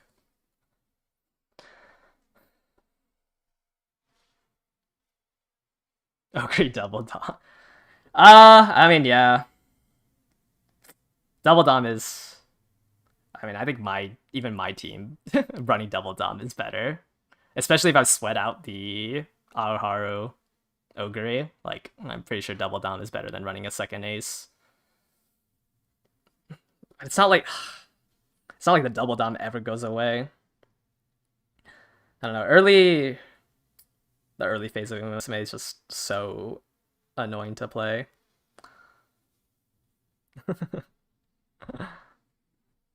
Ogre double dom versus double front.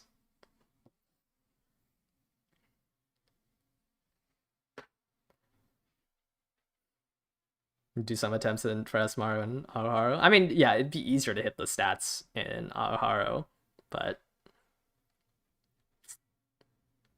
it's just rough. I'm doing Ogre. I think I can hit a higher cap on Ogre than Gold Chip. Can't even run 1-1-1 and see it. Yeah, I don't know. It is crazy how bad fronts. Even CM3, like, I think I counted like on one hand or maybe two hands, I can count the amount of front runners that actually had groundworks plus 3 guaranteed greens. Like, global is very. I think maybe it's just the acceleration and like a more casual player base, but like I had like a 90% block rate because just no one was running fronts or even built a decent front.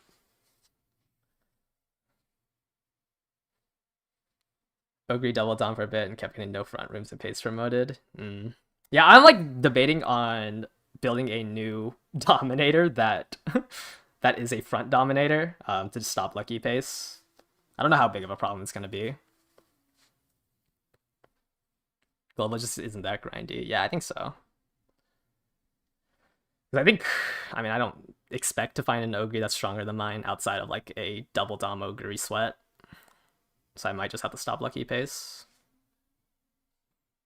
Need a combo Chronogenesis to do 3-star Groundworks Grandparents. Yeah, I think a lot of people also just don't want to do parent grinds. Like, I think a lot of people cope on like good enough parents, which, I mean, obviously with the acceleration, it's really hard. I mean, even I'm coping on good enough parents, but for fronts, you can't really cope on your parents because you're chasing so many white skills. This is weird. It's the cards that's the problem. I don't know. I think with the acceleration, like a lot of people are just rolling with what they have.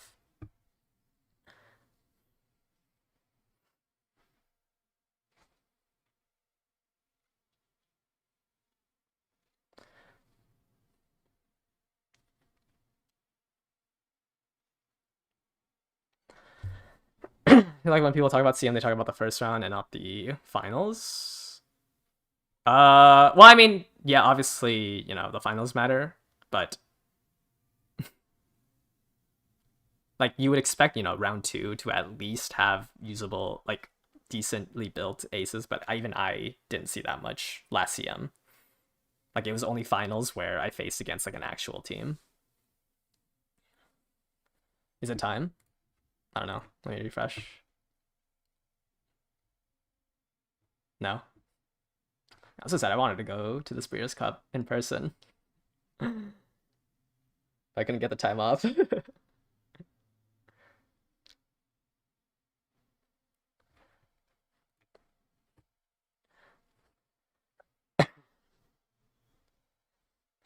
Should be now, right? Right?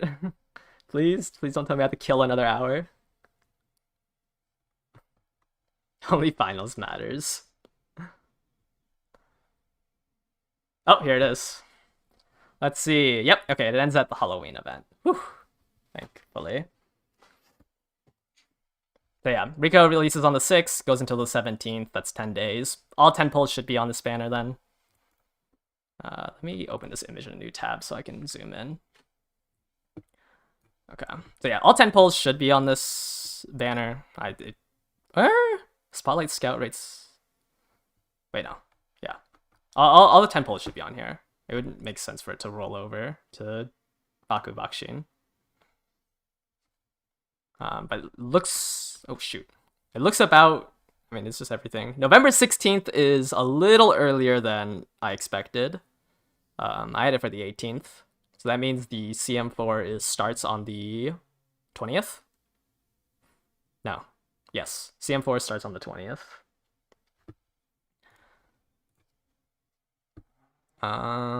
What else is there? Digital, Dictus Feet, Halloween stuff. Yep. So November 20th should be around when the crystals drop.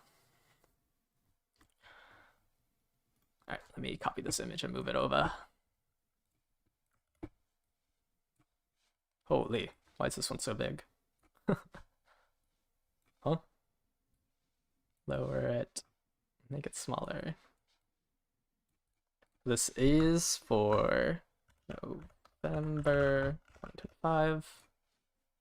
I actually don't know how much it is. I guess I have to port over everything, huh? Alright, let's see here. So Unicup's on the 6th. We know this is now for so we know that all 3 of these will... It's guaranteed this is on the 6th. 25, which means this one is going to be on the 11th, and then digital is on the 19th, and then rice shower is on the 24th. 11/24, 25. You can drag this down, and then sum this until the 22nd, and then sum this until the 23rd. Yeah, that looks about right. Oh, it's 1.5. So we did accelerate a little bit more. A flat 1.5 is crazy. Yeah, so crystals should be on the 20th.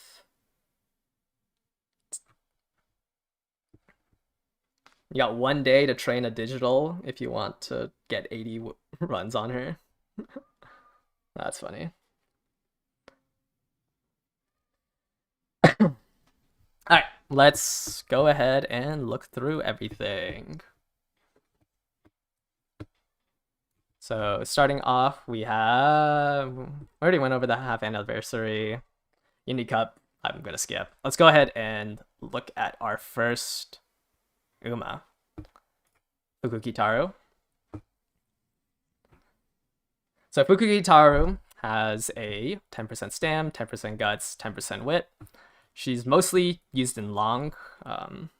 She's mostly used whenever whenever end closers are strong due to her unique. Her unique is that she gets a target speed increase when she is considered an overtake target, which is usually like when a gold ship procs anchors away, or maybe there's another end closer that has a lot of mid-race skills that views full armor as a overtake target. You'll reactionarily use your own skill. This thus makes her generally a late surger. So it's like, it's just like an anti-end closer skill. Same Matikane Fukukitaru 5 times. Yeah, she's generally like an anti-end closer, like tech kind of. She's not really meta, because once again, it's realistically only long tracks that end closers are very strong in. She can use in medium, like gold ship still works for medium tracks. But it's a lot harder to use her in miles and shorts because most of the time you won't see an end closer there, outside of like further on once we get more acceleration for end closers that isn't Narita Taishin. So you generally see her only used in mediums and longs. Overwhelming pressure. Like it's a late race skill, when you pass somebody, you get more speed. And then she has innate experience, King of the Castle. I don't remember what the gold skill was called in translation. This one is in the final corner, which generally it should work on long tracks. Like for example, CM6, the area to proc innate experience is at the 200 and or 2,350-ish meter mark, which, you know, is 350 meters after the acceleration phase. And when they say lane type equals 0, that means that you are in the innermost length, or you are in the 0.2 of the entire width. So, like, in technical terms, the entirety of the track is, or a lane is 1/18th of the entire track. So 0.2 encompasses the first 3 lanes of the track. So even though, like, you know, you maybe not be right next to the railing, as long as your the Uma that owns the King of the Castle innate experience or whatever is within the first 3 lanes at the final corner. You can also proc, you know, anytime during the final corner. So as long as she moves into the top 3, or the 3 most inner lanes, she will proc this skill. And this is pretty strong. It's a 3-second target speed increase. I wouldn't run the gold chip speed card for it. I think losing a card to run it for a long track isn't worth it. But the skill is very strong. I think it's worth getting the white version of it. One Uma occupies only 1 lane. I mean, yeah, if you were occupying the same lane and you're behind them, obviously that kind of sucks. But it's the first 3 lanes. When you're passing somebody, usually you're in the second most lane. I think, like, outside of getting blocked, because Umas generally tend to go back to the innermost lane. There's, like, when it checks what lane to move over, it prioritizes the innermost lane rather than going further outside. But generally, like, I did some testing with it, like maybe 7 to 8 times out of the 10 races I did, I procced the King of the Castle. So it's not like a bad skill. It is pretty consistent, and a 3-second target speed increase of 0.35 is pretty strong. Like, this is, you know, as strong as, or stronger than, like, an inherited skill. It's just that the cost is very expensive, especially if you're paying the base, was it 320? Yeah, 320 for this, because it's kind of hard to get the, you know, a hint on it, because you'd have to get it off of gold chip. But it's a pretty strong skill. I just think it's maybe too expensive to get the gold version on anything that isn't Fukukitaru.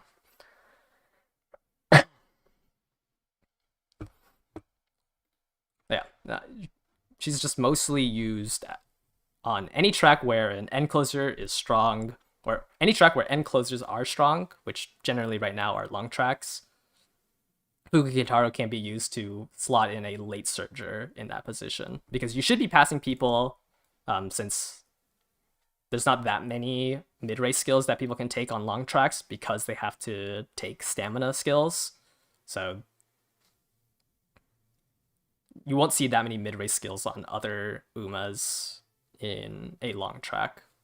The only issue with Fukukitaru is that she is strong in long tracks, but she doesn't come with any recovery skills. So you're kind of stuck, you know, on one recovery skill. In Aoharu, you can run Rice Shower for cooldown plus Swinging Maestro, but then you're also running a power card for a long track. She has a 10% growth rate in stamina. I think, like, without a strong deck supporting her, she's going to be hard to bring to CM6, the Kikua show. But I think she would be strong. It's just you would also need a very good deck to support her in that long track. So I rated her like a B+. I think her skills are very good. It's just you would need a very strong deck to make it work, because you need that recovery skill, or even a second recovery skill.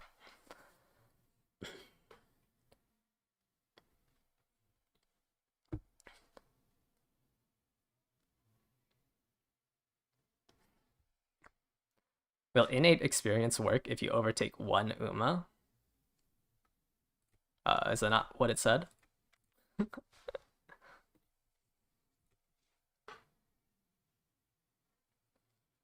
Or what do you mean? What do you mean, will it work if you overtake one Uma? Intrinsic experience doesn't require you to overtake somebody, it just requires you to be within the first 3 lanes, or the innermost lanes. On the track, you don't need to overtake somebody. It's just you would want to overtake somebody because you don't want to proc this skill when you are right behind somebody, because you'll just get blocked. So like this is just it's a late race like top speed increase. It's just hopefully you were overtaking somebody, which you should be able to do with full armor Fukukitaru's ultimate, outside of somehow going back in before the late race. The inner lane is 3 lanes.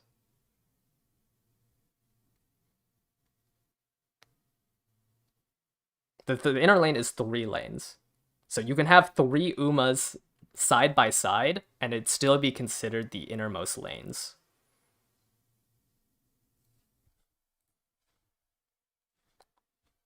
Because you're running...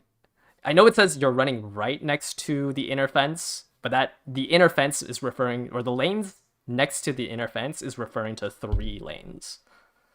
Like inner is 3 lanes, middle is 3 lanes, outer is 3 lanes, and then outside is the remainder lanes. But generally you don't get that far outside. A lane is 1/18th and 0.2 is 0.2 of the entire 18th. So it's about 3 lanes. It's a little bit more than 3 lanes, but obviously, I mean, I guess you can move from lane 4 to lane 3 and still proc it, but I can't really say that you're lane 3.5. I'm not going to go too into depth over Rico and Rice. I feel like these 2 cards have been pretty explained pretty well, but, you know, right? Rico is a friend card, very strong in Aoharu, a lot weaker outside of Aoharu, so for the next 4 months when we're in Aoharu, she will be very good to run in your deck. The rare version of this is very strong, so you can run that over the SSR version if you don't have 2 copies of the SSR version. She gives Stam and Guts in her events. She doesn't have the... What do you call it? She doesn't have the recovery option of Tazuna, but she has a mood up in every single one of her date events, so it makes you a lot more comfy. Once again, just more Stam, more Guts. Rushing Gale is useless. It gives you acceleration on a random straight. The window for this is very low. So it's a really weird skill to try to gamble on. But yeah, she just gives a lot of Stam, a lot of Guts, makes training a lot more comfy. Limit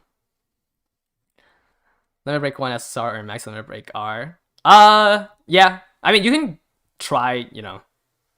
It's a little iffy, like, running 1 rare copy of this. That's more so for, like, if your deck is very free to play. How big of a difference is it between 1 Limit Break and Max Limit Break? It has quite a... the thing is, like, going for Max Limit Break is just not necessarily worth the investment because of the shortened lifespan of it. But it is a little bit strong, you know. The main thing you want from the Max Limit Break version is that extra 5% training effectiveness and the 4% race bonus for probably like 40-ish skill points from the 4 race bonus here, and then 5% training effectiveness. Now, it's not that much stronger at Max Limit Break. You have a better chance of getting struck by lightning than Max Limit Breaking it.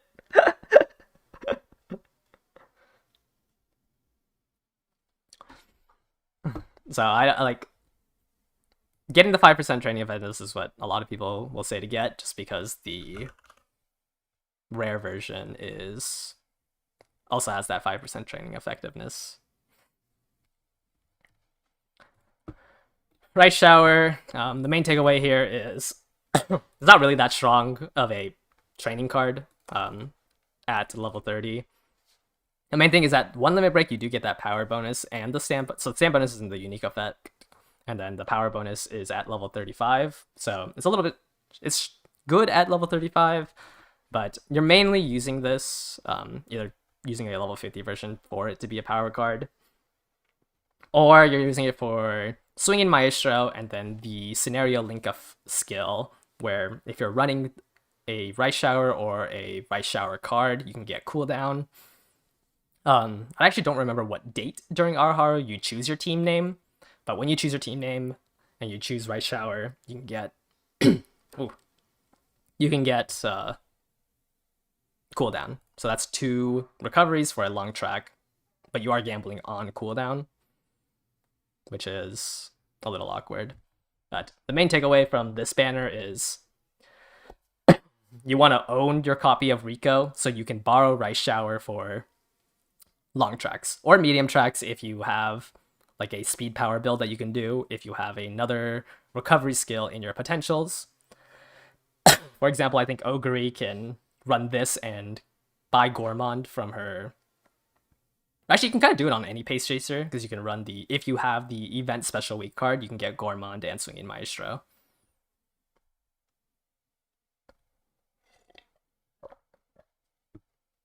But that should be everything from that banner. Don't want to go too into depth. There's so much information about these 2 cards.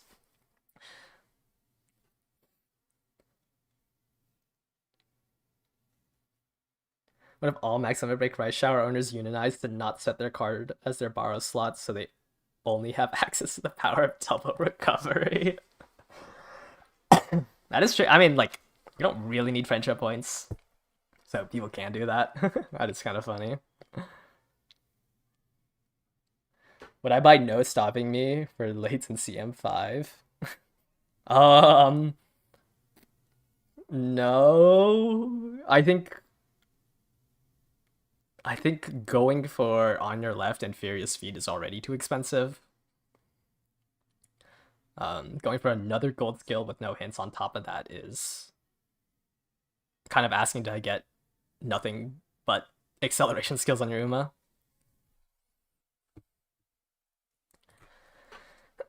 Yeah, that's everything that's going to come out on the 6th, and obviously the scenario will come out on there, but this video would be like 30 to an hour longer if I try to talk about or try to explain everything about the new scenario. Alright, the next banner is going to be on the 11th, which is Akebono, and then the Baiko and the Bakshin rerun. I won't really talk about these 2 cards since it's a rerun, but those 2 are very strong speed stat sticks. Both the skills are not the greatest, but they are very good at training speed. Bakshin's better at training speed specifically, and Bakshin's better at training the rest of your stats and speed. But we can go ahead and talk about Akebono. Akebono is she can be run pace in front, but she's generally ran as pace. Because her skill needs you to be 2nd to 5th, you generally don't want to be in 1st place, so you don't really want to try to use her as a front runner.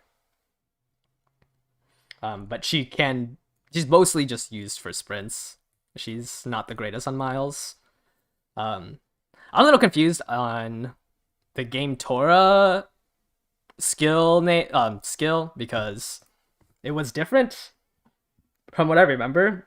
I remember it giving target speed increase and acceleration, and it having to do something about health. So I don't want to go too into depth onto this skill because I don't remember her having this skill. So it's kind of hard for me to like explain the skill because I just do not remember this being her skill. Because I remember it giving speed and acceleration and having to do with how much health she had remaining. So I don't want to go too into depth about this skill specifically because I just don't remember her ever having it.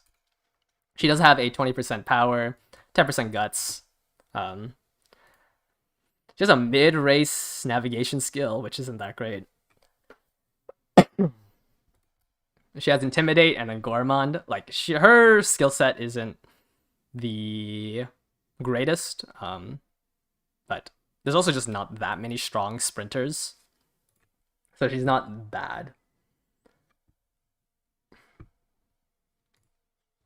But I remember. So from what I remembered, her skill was a target speed increase and an acceleration for 5 seconds between the 45% and 60%, and you had you were less than threed with, or you were third to fifth place with less than 70% HP. This skill, I just don't really remember it only giving speed. And having to be overtake rather than how much HP she had remaining. But I think I've rated her like A tier on sprints for pace, and then C minus ish tier everywhere else. Like, just her inherits aren't that great. Intimidate is a pace speed. No, it's a front runner speed debuff because you need to be top 3. But it is a speed debuff, yes. But it only happens during the early race, and all it really does is, as a front runner, all it really does is, like, I'm assuming you'd have this on a front runner, is, you know, stop a couple of the front runners that proc groundworks. Because most of the, like, most of the backliners will still be accelerating, so it won't have as big of an effect. Also, you don't really care about dropping people's speed during the pace down phase, or the pace during the first 40% of the race. Like, it's not as impactful. Is it reliable? Not really. Like, on front runners, it's somewhat okay. On pace, like, it doesn't help as much. Because, like, it's at most, like, a third of a length during the pace down phase. So generally you would want this on a front runner. It's not like she has, like, the gold version that Curran has. But yeah. I don't know. I don't want to go too into depth into Akebono because I just don't remember having this unique. But even if she had this unique or the other unique, she's still, like, mid-ish tier on sprints. After, actually, that's all that is for that one. There's a new legend race. It's gonna go with Marzensky, Kiseki, Mihano Bourbon. It's just gonna be the mile here. I believe it's the mile here of the CM. So it coincides with the track that the CM is on. Same thing, you can get up to 81 stars, assuming that you get the extra 8 stars from the random reward from getting first. But that's these 3. And then we have the CM. Let me see if I have this CM ready. Also, not going to go too into depth onto this one, but the main takeaway here, at least for acceleration, is that, once again, it's a late surger thing. You know, you want to get on your left, Furious Feet. On your left should be a little easier to get now that we have Nice Nature Wit instead of the winning ticket Guts card. So it'll be late surger gamblers versus front runners, except this time front runners should be able to get more wit, and it should be a little bit easier to get the green skills, since you can borrow Fine Motion, who has, you know, has more green skills in her hints. So hopefully you can get groundworks for this next CM. Other things that gamblers can get is the Haru Sparks. They can get Guts and Power, which in a randomly in the last phase, similar to On Your Left and Furious Feet, you can get acceleration, so you can add more gambling on top of the gambling that's already here. It's going to be very similar to CM3. Miles mostly play out like this, so nothing much has changed besides the fact that there's a new scenario and your stats should be looking a little bit higher. But it is going to be another one of the fronts versus late surgers, and like maybe Narita Taishin. But that's everything that I'm going to do for the CM. I think other creators have done pretty good in-depth guides to the CM. Then we have digital and Dictus Guts. Let's first go over digital, since I've been doing Uma into banner. Digital is very good. She's practically A tier on every single track. She has Turf A, Dirt A. Distance sparks are obviously getting like from G to A. You would need to hit 2 inspirations just to get to A, and 3 to get to S. F to A or F to S is hitting 2 inspirations. So with 10 plus sparks, you can get from F to B. And then from G, with 10 plus sparks, you can get from G to C. But she's rated about A tier on every track due to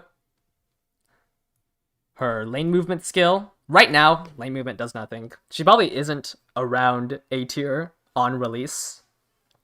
But further on, she actually also just doesn't have that lane movement right now. That's something that gets added at the first anniversary. So on release, she's probably not A tier, except on dirt. She's probably very strong on dirt still, or when we get to that dirt mile. So right now we don't have the lane movement, but eventually lane movement gets buffed where you get 0.5 target speed increase when you change lanes with a lane movement skill. Even when inherited, even though it's less lane movement speed, it's still a flat 0.5 target speed increase, which makes her skill very strong as an inherit when you can like time when that lane movement triggers. But right now, it's 0.5 assuming you have max power. Sorry, let me clarify that. You get 0.5 speed increase during a lane change when you have 1200 power. But it's basically like manipulating the game mechanics. So on certain CMs, you might see digital recommended as an inherit just because you are just essentially trying to get this lane movement speed increase. Also, further on, when the game mechanics change and Uma's spread out during the last spurt, it's a lot easier to trigger this lane movement skill. It's a lot easier to have this lane movement skill go into effect. So as of right now on release, it's not going to be that strong. But when everything gets reworked and the game mechanics change, you will see some builds wanting this unique. Obviously, also on her, she's also just a very good Uma. She has Uma Mania, which right now I don't think is that good. I think this gets buffed. Actually, it does not get buffed. But Uma Mania is very good. Actually, it's probably not buffed because it's not in the game right now. I think this is the buff version. But Uma Mania, which also I think is when Uma Stand gets buffed to have the same conditions. Which is if there's just 3 or more people nearby you, you get the target speed increase. When this, I don't know if it releases with this conditions. I think it has the same conditions as Uma Stan, which is the pre-buff version, which wants 4 girls near you rather than 3, which is a little harder to hit. 3 is a little easier to hit than 4. And then she has aim for the front row, which during the late race you get acceleration and that lane movement speed increase.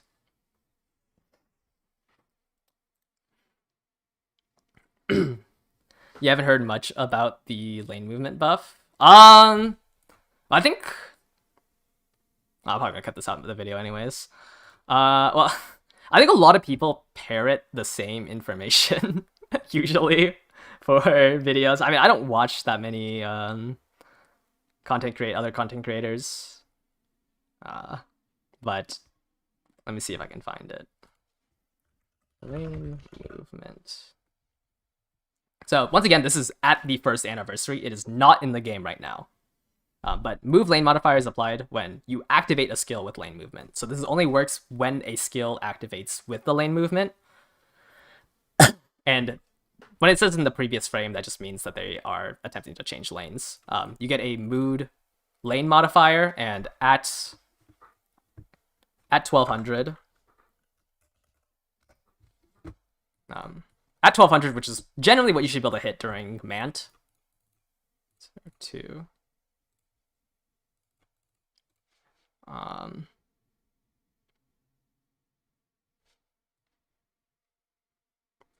Pretty sure it's 0.5. Times. Yeah. 0.05 target speed increase. Actually, I guess at max speed it's 0.57. But this is like, I'm pretty sure like there's a, I was saying 0.05, right? Not 0.5.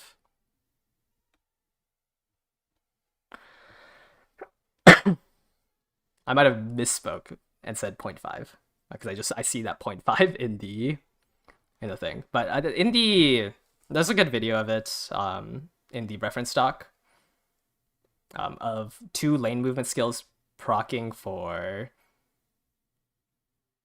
manipulation, which a lot of people do show off. I've seen this touted everywhere. I actually don't know if I can find it here, but it's not 0.5, it's 0.05. But because it's 0.05 and it juts you forward, it's a lot of speed. If I can find it. Does anyone know what it's called? Position sense. Right? So whenever you activate a, let me see. Whenever you activate a lane movement skill, you get jutted forward like that. So on certain tracks, this does work. On front runners, it's you're trying to chain 2. Yeah, so let's say in hopscotch. In front runners, you're trying to chain 2 together, but digital, because she has the lane movement skills in her kit, she can do it near the late race instead. But that's off of that lane movement skill when it gets buffed.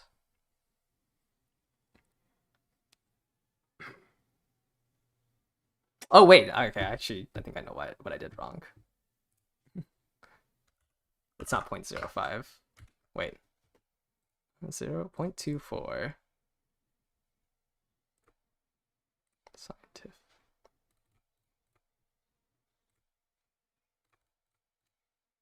Okay, wait, no, I was right. It is 0.5. I think I'm just way too tired right now. Yeah, so 0.24 is at 1200 power, and then to the 0.5 is, I guess it's, 0.49, sorry, not 0.5. But this like forces your Uma to kind of overtake. So it's pretty strong, but this is at the first anniversary. So right now I don't think digital is that good. I mean, she's still good, but she gets a lot stronger at this anniversary when all of this can change together. Sorry guys, I don't have everything memorized. But yeah, she also just doesn't, I don't think she releases with the lane movement stuff anyways. So it's just a target speed increase when you overtake 2 people for a 0.35. So it's a little weaker than Symboli's, who's overtaking 3 people and getting a 0.45. Okay, I just did my math wrong. I need to stop doubting myself. That's digital. I think she has a lot of flexibility, and her unique, everything here is that I said here, where her unique is extremely good when the spread's before the final corner. This is around the first anniversary. She's just very consistent. I have her A tier. I think she kind of has the same power level of Ogre Cap, except the fact that she doesn't have a recovery skill in her potentials. So like on mediums and longs, Ogre's a little stronger. Yeah, 2 people is definitely a lot easier to pass than 3. But the issue with hers, I think, is that... Nah, actually, that's not really an issue. Never mind. It is a little bit better. But that's everything about Digital. I think she's pretty strong. Like, she'll probably be solidified on A tier in a lot of tier lists. Are all dirt CMs miles and mediums? Yeah, generally they're miles. I actually don't... Is there a medium dirt CM? They're most often miles. There might be a medium dirt CM. But yeah, they're usually...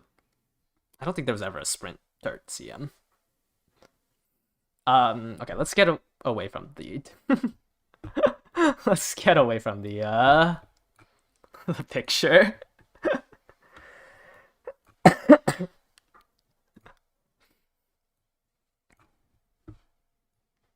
Isn't every team trials dirt a mile?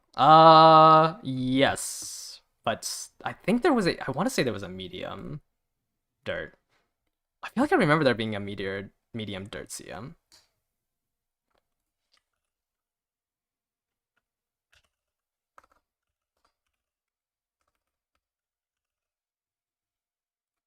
Yeah. Virgo Cup here is a medium. But I don't think there was ever a sprint. But we do have medium dirt tracks.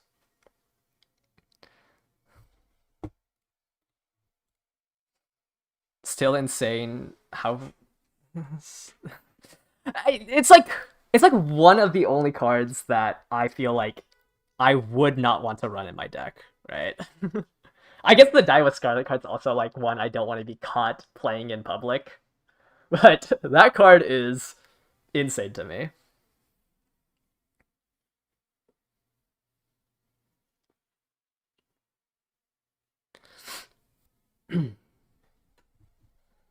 But this card is mostly used for the 15% race bonus it has at max limit break. I don't think people should pull on this banner. Like, I also don't think that's a crazy thing to say, you know, because you need a max limit broken, and if you wanted a card for 15% race bonus, I don't understand why you wouldn't why wouldn't you just go for Nice Nature rather than this card?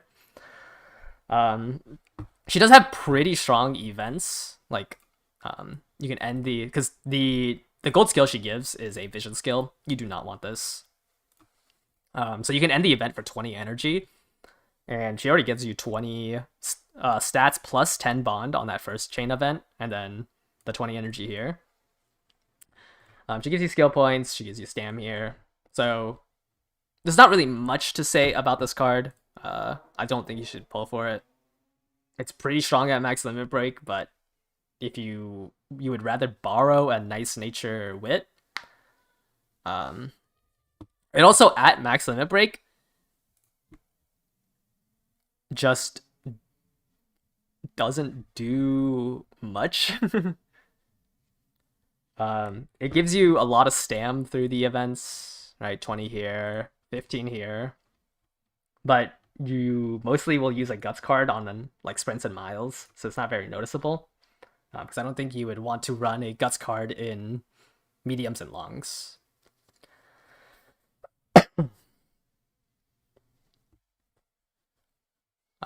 So, I mean, it's just definitely a skip. I don't think it's that great of a card. Alright, what do I have here? Oh, also another thing for the Virgo Cup is, so this is the rewards for the Leo Cup. So we should still be getting... I'm gonna just only look at the Group A finals. The 2,000 carats here for Group A finals first. But the Virgo Cup, which is CM5, on the Japanese server at least, it was up to by another 500. So going down, you know, it's not a 500 increase, but we should be seeing an increase at CM5, like the amount of rewards we get. But just the jewels. I don't think anything else gets increased. I think you still get the same amount of tickets, the same amount of essentially everything else. But the carats for finals, I think only for finals gets increased. But you should be looking at like a little bit more from the finals. And then another thing to talk about is the crystals that everyone's been planning around. So Digital released on the 19th or September 19th, 2021 on the Japanese servers. This tweet went out the day after. So we should be seeing this around when Digital drops. So either the 19th or the 20th, or around when. Actually, I guess that's also when the CM starts. We should be getting this Limit Break crystal. We can get an SSR and a SR version. This just comes in as a gift, so all you have to do is claim it.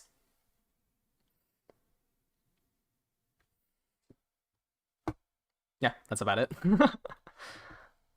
Going off the crystals, I went and looked at every single event between when that crystal releases, or when crystals release, until right before Mant, which is the 11th story event, which is called, what is it called? Flapping Run Up. So right before the Mant missions, which has crystals, and that 11th story mission, this should be every event that comes out in the second scenario, or for the next 4 months. So in total, you get 22 SSR fragments if you did every single event for all the other fragments, and 25 SR fragments, and it takes 20 fragments to make one crystal. You should generally expect one crystal per scenario. Are SR crystals easier to obtain? I mean, yes, they're easier to obtain, but there's not that many more of the SR crystals than the SSR. But generally, it's about one crystal per scenario. I don't know. In like the future, it kind of speeds up to like 1.5, but on release, it's about 1. So you can imagine the crystal that we get on release was the scenario 1 crystal, and then you have to do all the events here to get the second scenario crystal.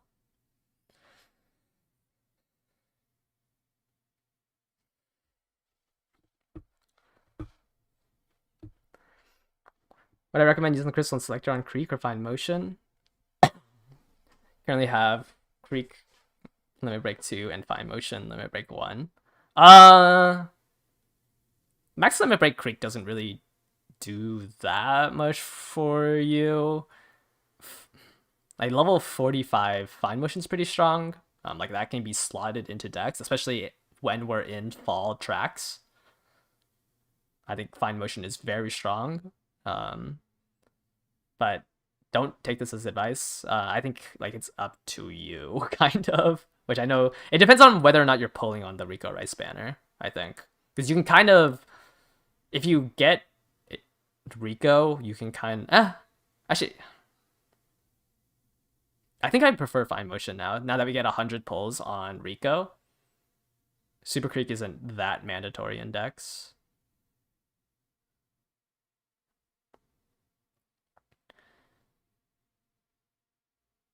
But we only get whole SSR crystals for half anniversaries, do we not? No, we never get full crystals.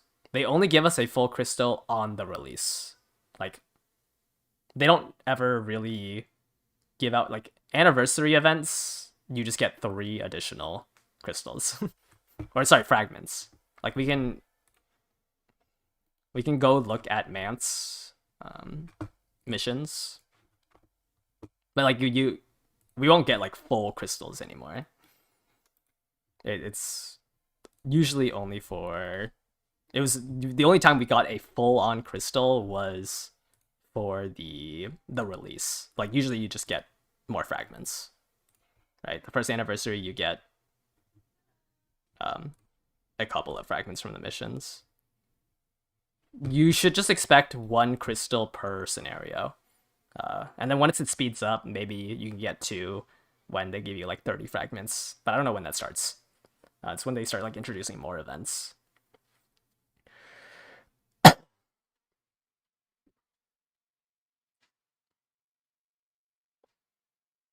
There's only 1 whole, yeah, it's about 1 whole crystal per scenario. And then you get selector tickets for during the anniversaries. And then at full anniversaries, generally you can pay for another selectors. Any good candidates? I mean, there's, if you don't plan on getting another SSR speed card with Ketosin Black, which basically means if you don't have Ketosin Black, Your SR speed card should be Windy for the 10% race bonus. I like Windy for like a free to play second speed card over Sweep Tosho. Unless you're very close to Sweep Tosho Maximum Break. Like if you're one crystal away from Sweep Tosho, you should probably get that rather than Windy. Yeah, there's Nishino Flower Power. She's strong next CM even, but that's 15%. It's just like Sweep Tosho, Windy, Nishino Flower, and the Wit cards are good, like Agnes Tachyon Wit card, the Marvelous Sunday Wit card. Those are also good targets. But it's pretty. You generally just want to try to max limit break one SR with a crystal. So if you're not close to max limit breaking it, like that extra level doesn't really matter until you pull on other banners. Okay, next up we have the Halloween stuff, which has 4 different things to go over. We have Super Creek Halloween, Rice Shower Halloween, and then the Tamama Cross Halloween card and the Rob Roy Halloween card. Man, Super Creek is a medium long turf A, 14 speed, 8 stam, 8% guts. Can be ran as a pace or a late. The thing is with her unique round and round mummy trick is that this only activates in the last straight, and if you are top 4 and about to overtake somebody in front of you. So if there's somebody, I think, a length in front of you that you're about to overtake, you'll get target speed increase and acceleration. Because this is on the last straight, it's very similar to Condor Passa's, the original outfit's ultimate. Was it Plancha? So anywhere you see Plancha being used, like CM3 or maybe CM6, you would want to use Super Creek, which makes her very awkward as an ace, because generally whenever El Condor Pasa is strong, it's generally a sprint or a mile. Sometimes, there's a straight in the long where you can use the acceleration, but most of the time when you want this, it's on sprints and miles. Obviously, when inherited, it's a lot worse. It's 0.1 acceleration rather than the 0.2 from a pure acceleration ultimate. So it's not as strong, but, Plancha was used in CM3. It can be used in miles. Only for the acceleration part. The target speed increase you don't really care about when it's a mixed or when it's a hybrid ult like this. So most often she's used as a parent for sprints. I mean, I guess technically, you can level up her sprint from G to S, but that's a lot of effort to go through when it's essentially the same ult as El Condor Pasa. She does have Professor of Curvature and Mystifying Murmur. So she's the 3rd character who owns Mystifying Murmur. We've seen actually, I guess in this CM even, we've seen, the Nice Nature hybrid Top Gun. So you can also do Nice Nature hybrid Super Creek on medium tracks if you wanted to run. Or, honestly, you could run all 3, right? Hybrid, or Nice Nature Debuffer, hybrid Top Gun, hybrid Super Creek for triple Murmur. Are events going to get grindier? Yes, because you would need 1,000,000 points. But yeah, this is going to be our third Uma with Mystifying Murmur. I think the next one after that is Dober with All Seeing Eyes in 5 banners, which is another Stam debuffer. Hybrid is fake. Yeah, I mean, it's a certain team comp. You can run it. But this is our 3rd one. Dober will be our 1st one with All Seeing Eyes. But there's a lot of Stam debuffers for mediums. I guess All Seeing Eyes can work on longs. Next up, we have Rice Shower, who has a Drain for Rose, which is I think it got changed. So originally, it was a current health increase. Current health decrease. Okay, so they removed the position requirement. So right now there's a position requirement where it's after the 50% mark, which they removed to just being anytime during the mid race, when you're between 5th and 2nd, your stamina would recover, and then you would do half a white skill stam and increase target speed. I don't think the increased target speed's in the game right now. Current health, I don't know. Yeah, this is another one of the skills that gets changed, so I wouldn't trust what it says on Game Tour right now. But usually, it's just a mid race recovery skill. I think the stam drain and the target speed increase gets added, and the conditions get slightly relaxed during when this gets upgraded. But just know that it's a recovery skill. She has a 15% stam growth, 15% power. Same thing as the base one. Can kind of run miles if you increase her aptitude, mediums and longs. She needs to be a pace chaser because you have to be 2nd to 5th.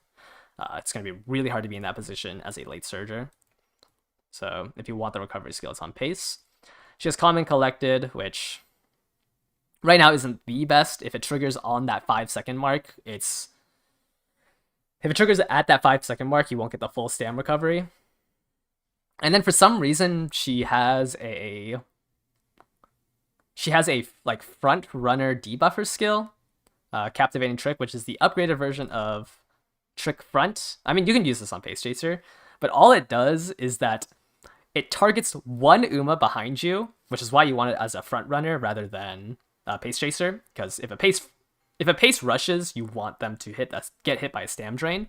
But because this targets rushing enemies behind you, it only targets one person. Because as soon as one Uma behind you rushes, or one enemy Uma behind you rushes, you will proc this skill. It's really hard to... you won't proc it like on more than one person. So as some people build this Rice Shower Halloween as a front runner debuffer that can also fight for first with your front runner. But anytime, Trick Front and Trick Rear only work on one Uma, because it procs as soon as one person rushes.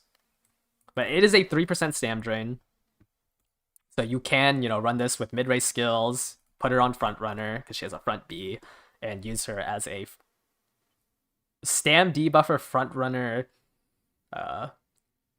fighter, but super targeted to one rushed Uma. She's not that good. She also comes with hesitant fronts, which, I've only seen Rice Shower Halloween used as a front runner debuffer that fights for first with your other front runner. But it is just you bully one person, because it only targets... I guess if two Umas rush on the exact same frame, you might be able to hit it, but generally it hits one person. It hits the one person that is rushing. Doesn't rush also become less common as you get more wit? At 1200 wit, you still have a 10% chance to get rushed. At 400 wit, 16. At 1200 wit, it's 9.7 or something like that. It doesn't, you still have a chance to get rushed. Rushed is never out of the game. It's just the more so that this targets one person. Which is why it's not the greatest stam debuff on a medium track. On a long track, this probably just kills whoever got rushed.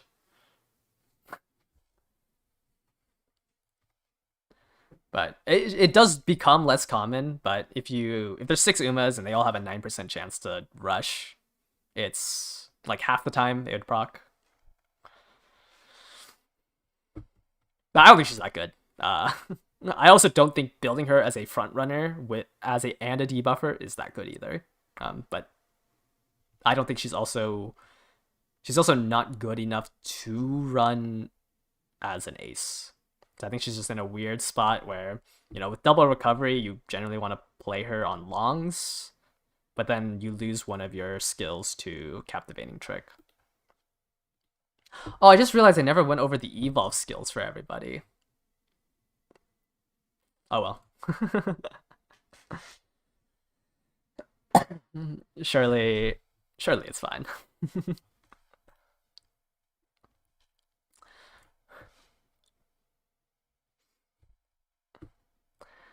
All right. And then on the we have the supporter cards. That's what I'm trying to say. We have the supporter cards here. I'm gonna put this up because I have notes that I've already put out. So first up, we have Rob Roy, who's a speed card. Rob Roy's, I actually don't remember it being that bad, right? She gives you the late surger recovery skill, which I don't think is that version on release. Which anytime in the second half of the earlier race, you'll just get a recovery skill. You should almost always be 4th place or lower on a late surger. So it is a recovery skill. You lose a little bit of effect from it, but late surgers are kind of in need of that second recovery skill. So it's not, it's not bad. I think you would rather get spooked by this than pull for it, but let's go over the stats on it. I think it's a decent speed card. 50 specialty priority, 30% friendship training, 10% training effectiveness, 1% speed bonus. The hints are not the greatest. Does give nimble nav if you want to gamble on that. The rest of the skill, these navigation skills kind of don't really help right now. On her second chain event, she gives you left-handed or right-handed, which is pretty good. This almost guarantees that you have, that 40 or 60 speed from that green, no matter what track you play. And then the final one is she gives you that concealed readiness, which is that recovery skill. You generally only want this for long tracks. I think by the time this comes out and we're in Araharu, you can get away with just one recovery skill on medium tracks, except on pace racers because you have to, deal with nice natures. But on the late surger, you can probably get away with just swinging. So I don't think you need this. Another thing about concealed readiness is that, Araharu, we have Rice Shower. You can get cooldown for long tracks. It does suck gambling on cooldown, but pulling on a banner specifically for a recovery skill is pretty rough when you only need that recovery skill generally for long tracks, because swinging Maisho kind of is enough. So I think it's like a fine spook. Another issue with her is that she gives you 0 race bonus, so you'll have lower SP. 0% race bonus cards are really hard to slot into decks when you want to start picking up more skills. So not bad, as a spook for a long track, I guess, if you need a recovery skill on late surgers, but it's not that great of a card. Even if you only played late surgers, I wouldn't recommend pulling for this card. Alright, next up we have Tamamo Cross, which is a power card. I think this card is very good. The only thing is that it's a power card. What does risk bonus do? Is it only affect the skill points or the stats? It affects both of it. So it affects both skill points and stats. So if you had... So the rule of thumb is to have more than 34% race bonus, because that's when the stats you get goes from +3 to +4.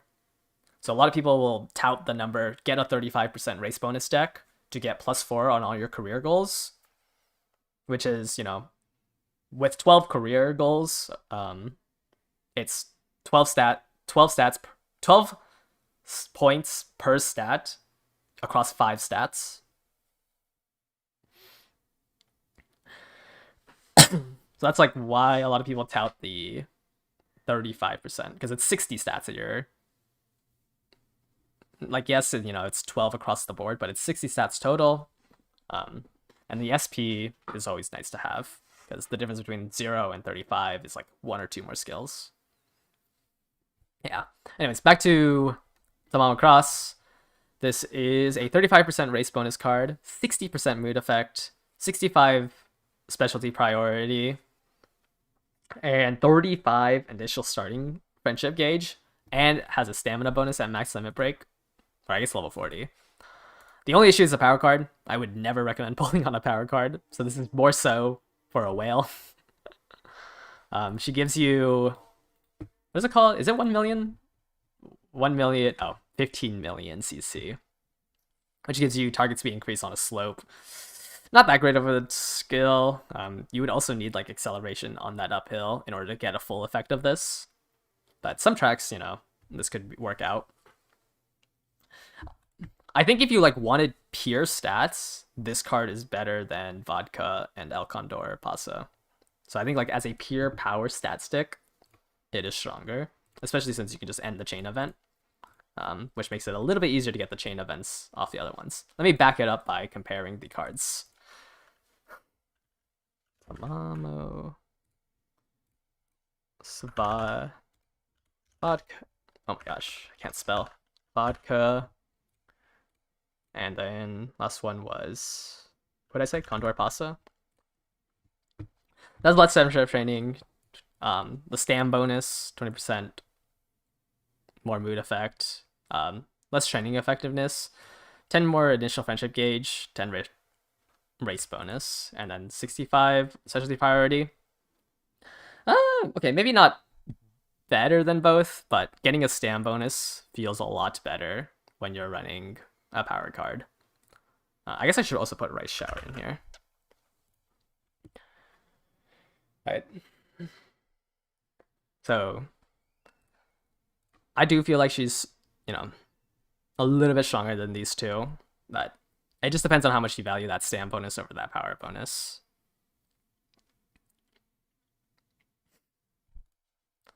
But I don't think it's a card worth pulling on. I think some whales will have it, so you'll probably see it around, because these are the power cards that you would want to run.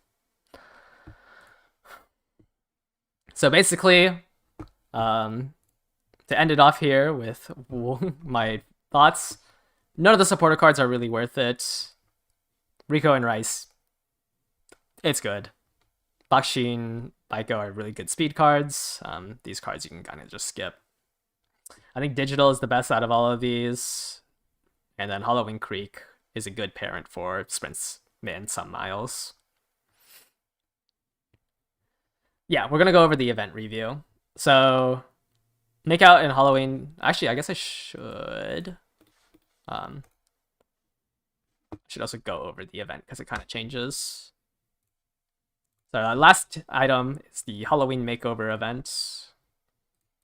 Or what is it? Makeup and Halloween? Yeah, Makeup and Halloween.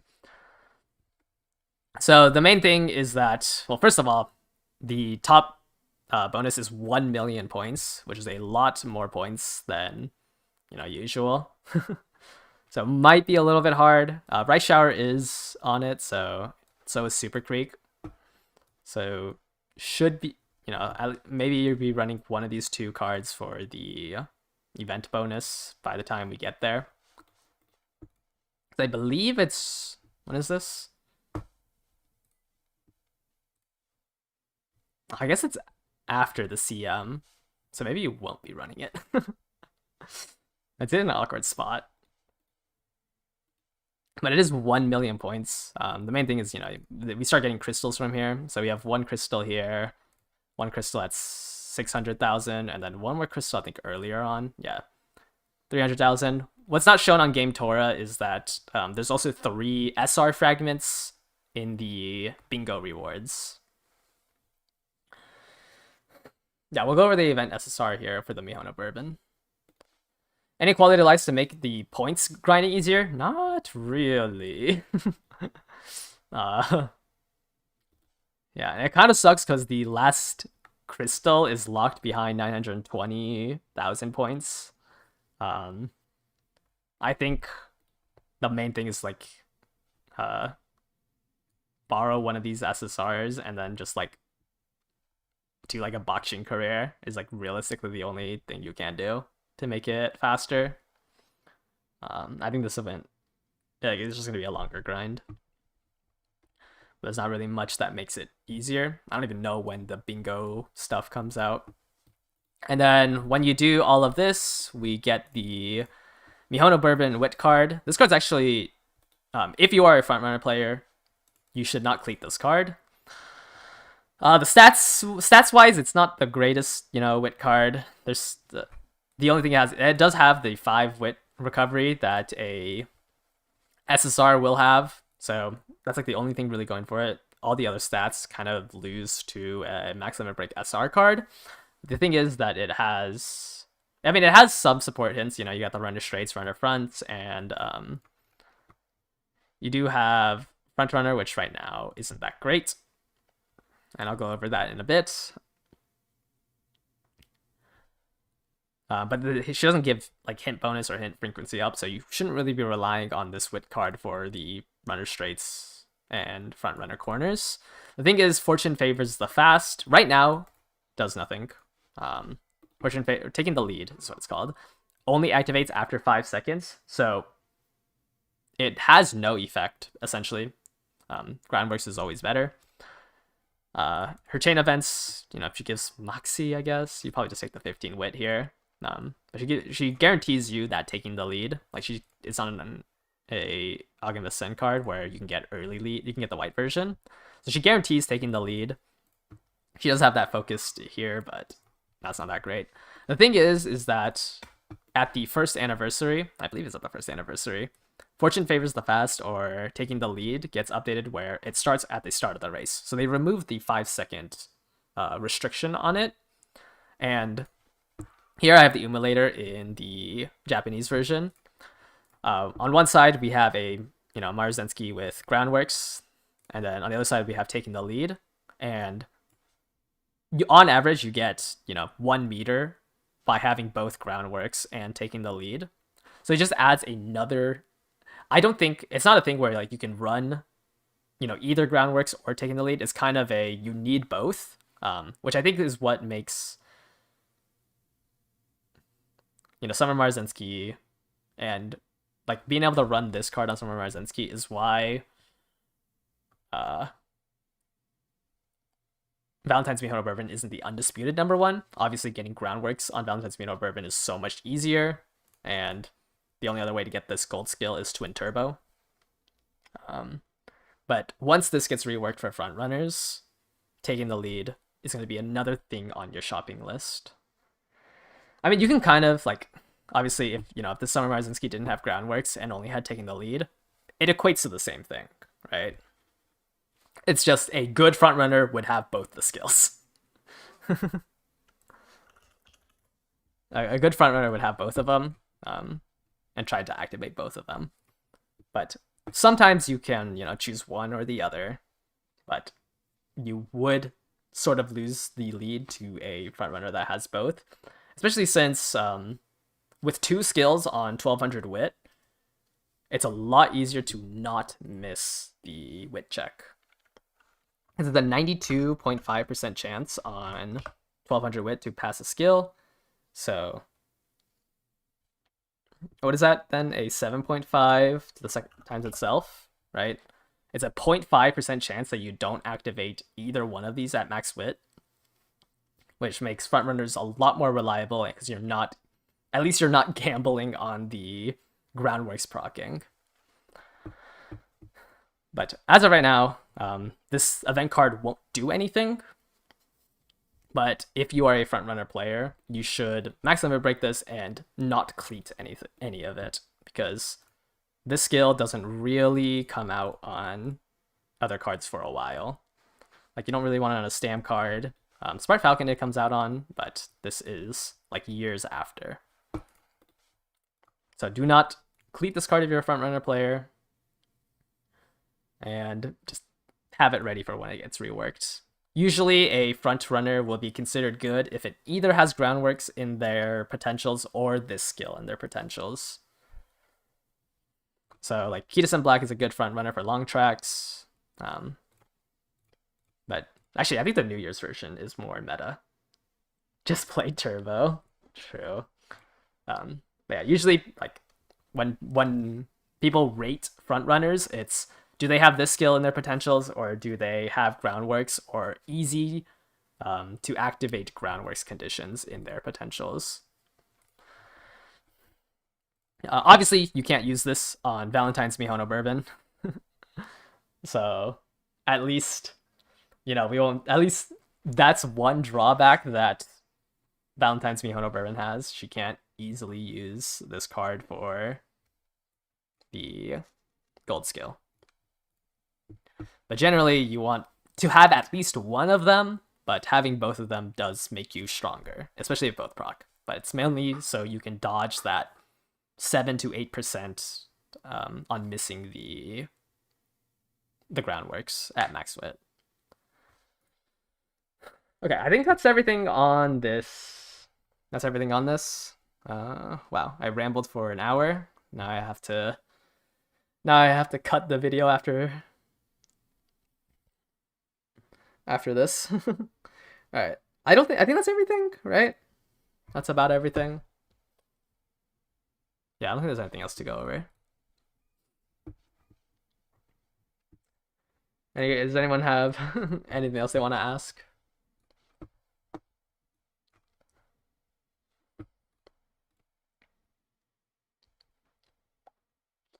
Yeah.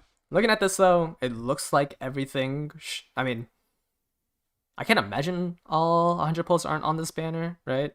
November 6th to the 17th. Like, that should be 10 days. When am I planning on running for CM5? I am going to run the fantasy version of Ilkandar Pasa because she has Furious Feet, and then I'm going to borrow Nice Nature Wit for On Your Left. So I'm planning on running Warrior, Pasa, and then Haru, and then a blocker. That's my... Yeah, I will run Haru. But Fantasy Pasa is going to take the spot of my Grass Wonder. Mainly because she has the Furious Feet in her... I don't own the Ogre Cap power card, so I can't really get Furious Feet on somebody. Which does make my Haru a little more annoying. But Haru also has like 0 skill points, so I don't even know if I can afford both golds. Can we do the new scenario before the end of Leo? I mean, we should, right? November 6th, it's November 6th here. The finals end on the 8th, right? So the scenario does come out mid CM. Outside of like them drug testing your Uma and not allowing Aoharu Umas into the CM. There's really, I don't think there's anything stopping a Aoharu ace. 36 hours to grind. Is she a better than Vodka for that? I think Vodka has better stat growths, right? Let me check. Yeah, Pasa has 15 stuck in guts. Vodka is, what, 10% speed, 20% power. So I would probably train Vodka over. Vodka's Cut and Drive could also activate. I think Condor's Onslaught, Condor's Fury is kind of awkward, right? Because anytime you overtake somebody during the like race,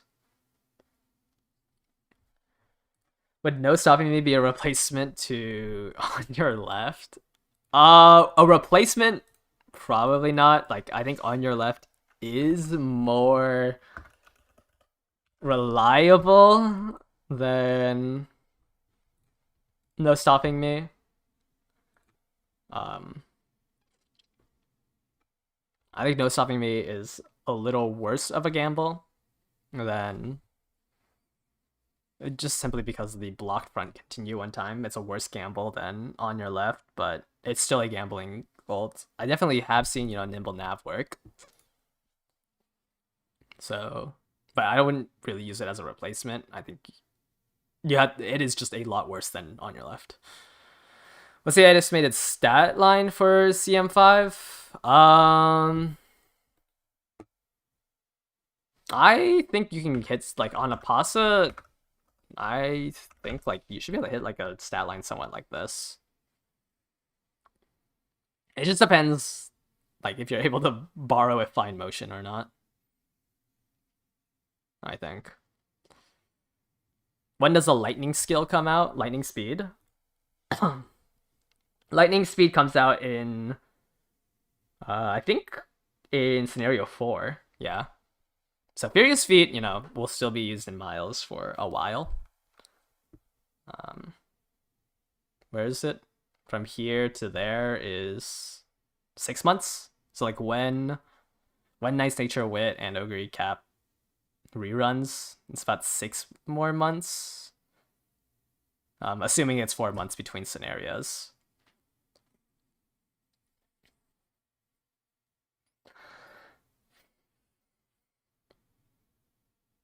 But yeah, it's a little bit more consistent than gambling on 2 random phase 2 ults. At least On Your Left gets updated. So I don't even know if it's at the first anniversary or not. I don't know when this gets fixed.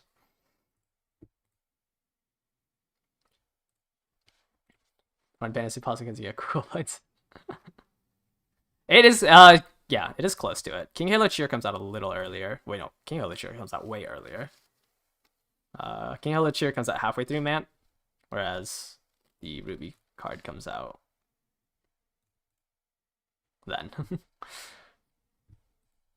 Yeah, I mean, I got this from my Esmara pulls. I kind of want to run it. Oh, and then obviously I'm running a blocker because I don't think my Haru could ever win without a blocker in play. Especially since I can't get both Furious Feet and On Your Left on my Haru. I don't think without both of them, it's really hard for Haru to beat a Rod. I think a blocker will be a little bit harder to build for the CM because it is, what is this, almost 100 meters rather than the 33 meters, so it's like 3 times as long as CM3. And frontrunners should have more wit and power now. Like, they aren't really sacrificing power and wit to up their speed. So I think it's a little bit harder to block on this. Like, the only, like, and I have an Esmaro, so I think I'm just still gonna go for it. What blocker? Oh, I have Esmaro. I think Esmaro is still the best, blocker. Obviously she has to, pass a wit check and run a recovery skill on this track, which she doesn't really want to do. It's not Mox. It is Moxie, right? So she still needs to activate Moxie to activate A Kiss for Courage. She needs to be a front runner. But I think it activating here is still very strong. I guess she can also grab 777s, right? But it doesn't really matter. And whatever skill's cheaper for her, she can grab, because 777s activates around the same time.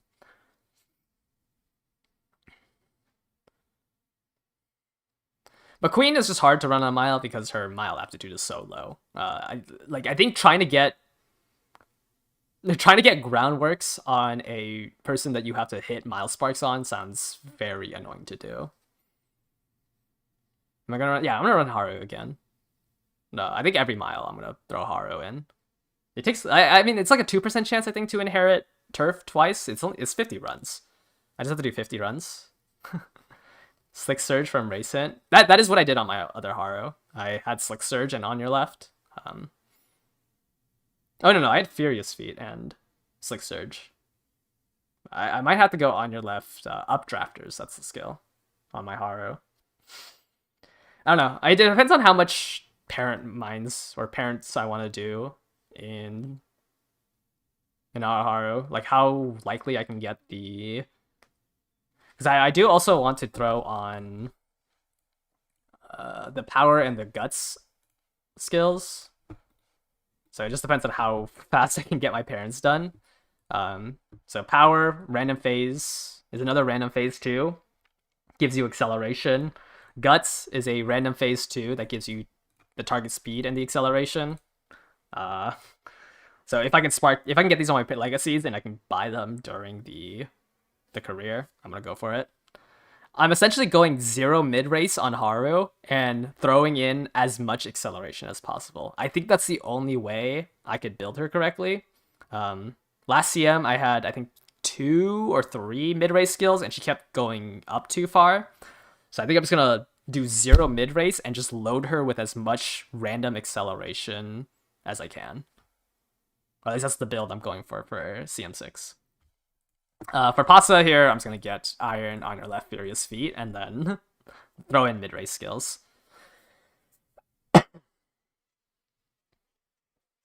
That is currently what my team is. So it's Blocker, Pasa for a little bit of consistency, and then a 0 mid-race Haru with hoping to get 5 acceleration ults on her, or acceleration skills on her, and 0 mid-race skills. Oh yeah, I will also put on sprints. Yes. I just don't think there's a sprint somewhat soon. Let me see.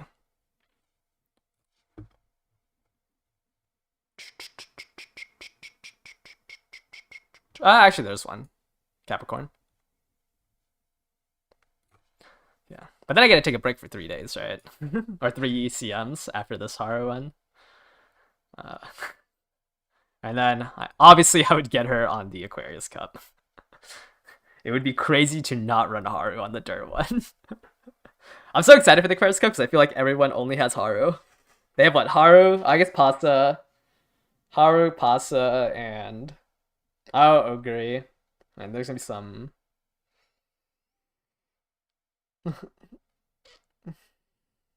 Taiki, I guess, can run it. Aquarius Cup actually just has nobody, right? Oh, Falcon, Smart Falcon, right? Oh, Summer Marzensky can also run it. Summer Marzensky. I hate how... Man. Why can Maro run everything? Yeah, Turf D is not that hard to get up. A minimum of 7 sparks. He already has Mile A. You just put dirt in her grandparents and then put 2 miles in your main parents. Yeah, it's probably just gonna be a Maru Smart Falcon. Wow, nothing's changed then. Every mile is just Smart Falcon, Marzensky, huh?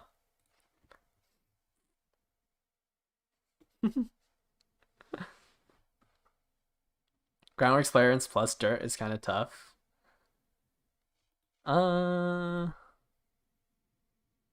Yeah, I mean, I think you just have to throw it in your grandparents and then throw it on a, you know, Saiyan Sky plus a like Pasa or something. Does Falcon get an edge with her potential in dirt? Does she have any dirt specific skills? I don't think so, right?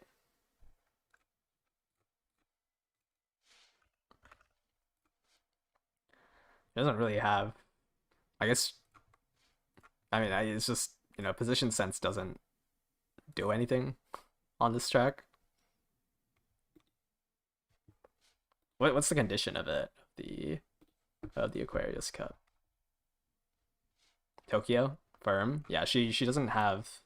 I think the medium one, you know, she can do something because she has the it's both wet conditions and like she has two greens for the Virgo Cup, but for this first dirt one on the Aquarius, neither of her greens work.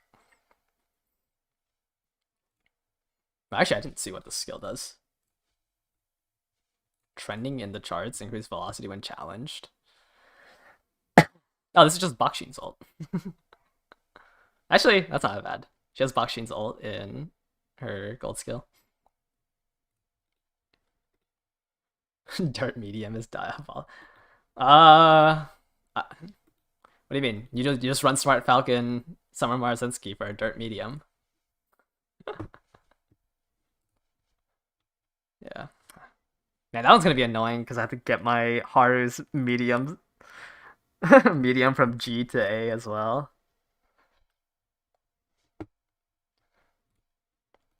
All the good dirt racers also just run everything else. I mean, we just went over digital. I think digital is Digital is really good on everything. If you overtake twice, get target speed increase. Right. This has to be at the end of the race, right? Yeah, change up over end.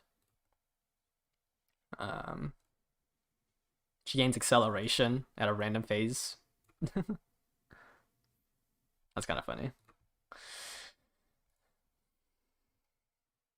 Yeah, Smart Falcon this summer, Marzensky banner. Yeah, harder than yeah. But I mean, like, you know, you need 10 turf sparks. You might as well run a medium mile spark to try to hit S on that. Will we have Kopani Ricky by the time it comes out? What is this? August 18th. Oh, she comes out at the 1.5 anniversary.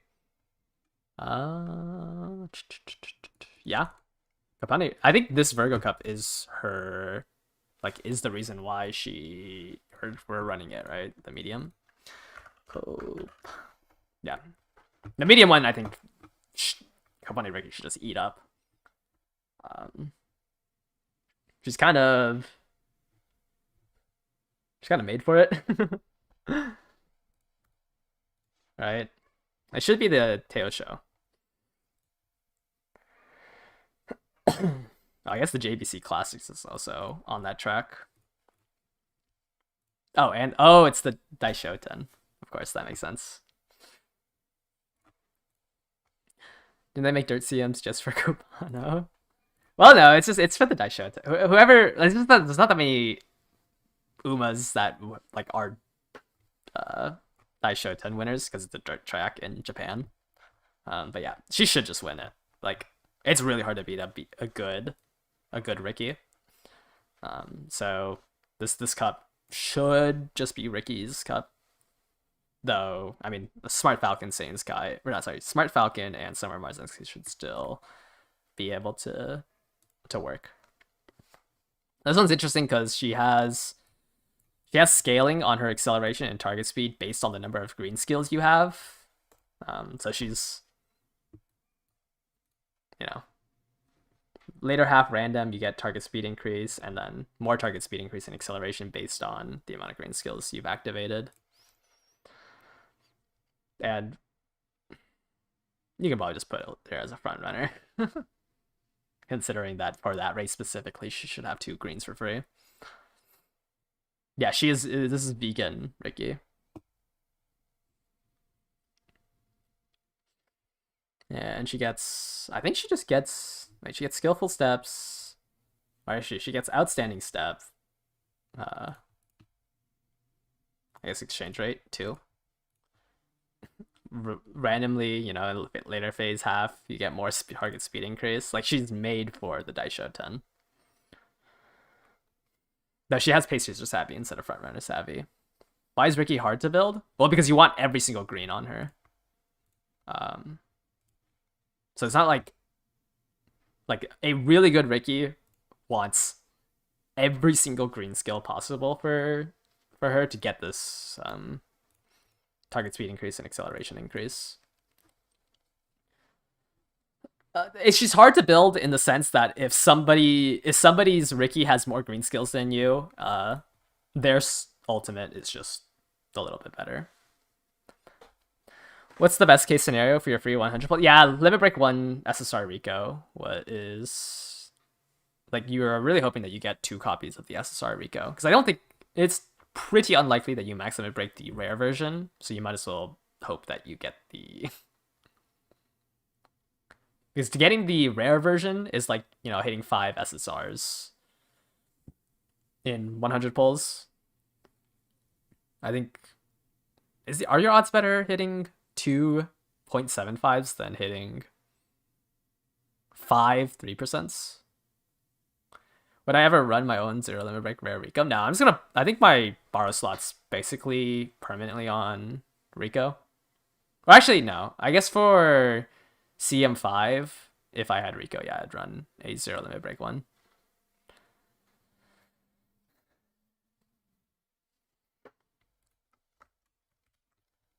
Let me see, what are the odds to find Romeo? In 100, 0.0075. to hit 2. 17.3%.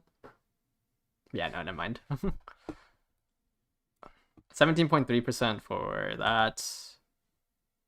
To get 5 or more, this is... it's actually about the same odds. It's a little bit more likely that you hit Max Limit Break Rare Rico than 2 copies of or the SSR version. Isn't it 160? No, I think 130 is the 50%, right? Yeah. Wait, I thought this was the 50%. Oh, yeah, 50% is around 160. Wait, what? What's exactly 50? 156 pulls is the coin flip for it. Is it? Wait, no, it's 0.375. Right? What is it? What are your odds?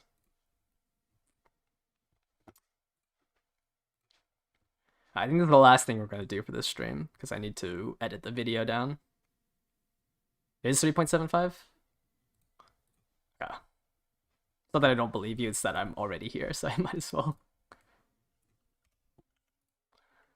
Yeah, then it should be like 125, right? For 50%. 125 pulls to max limit break it. What is it at 100 pulls? Okay, it's twice as likely that you max limit break the rare version over getting 2 copies of the SSR version. Assuming you win the 50-50. Yeah, this is the rare Rico card. On 100 free pulls, it is a 32% chance. It's not... Oh! Yeah, because one of the last card turns into an SR, right? Which drops that 9th card to 0. Wait, then can't we just... It'd just be 90. Right? Because one of the 10 pulls basically just doesn't exist. Or 10 of the cards don't exist. Okay, so yeah, it's a 24.9% chance. Yeah, I forgot that you have a 0% chance to pull a rare Rico on the 10th pull. That's kind of funny. Wait, so I guess maybe if you're chasing the rare Rico, maybe it's better to do single pulls. That's kind of funny. Maybe I do single pulls on the Rico banner then. Nah, I don't think so. I think chasing this 5%, I think chasing 5 copies is crazy. I'll see how good a 0 limit break. I don't know. I don't think Rico's that good to like slot in a level 20 version, but I'll try it because I could be pulled wrong. I could be proved wrong. Aren't the pulls cumulative for mini pities, like the count single pulls? No, they don't. It's only when you do the 10 pull button. Like single pull, like when you do the tickets, you don't have that guaranteed 2-star, I'm pretty sure. I can double check the rates though. I think there's a thing that like it says in here, right? Let's see.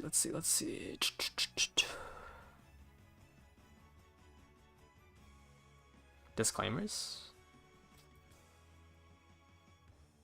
I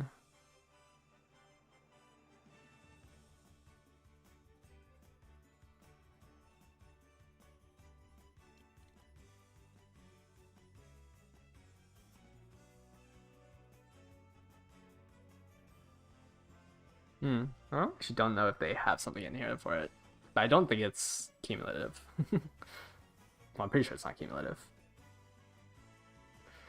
Yeah, it's not like a pity every 10 pulls, if that makes sense.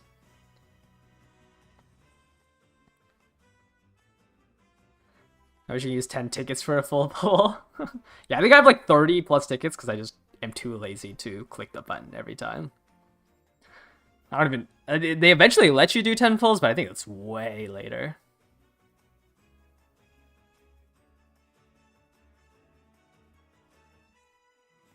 Hoyo games do though.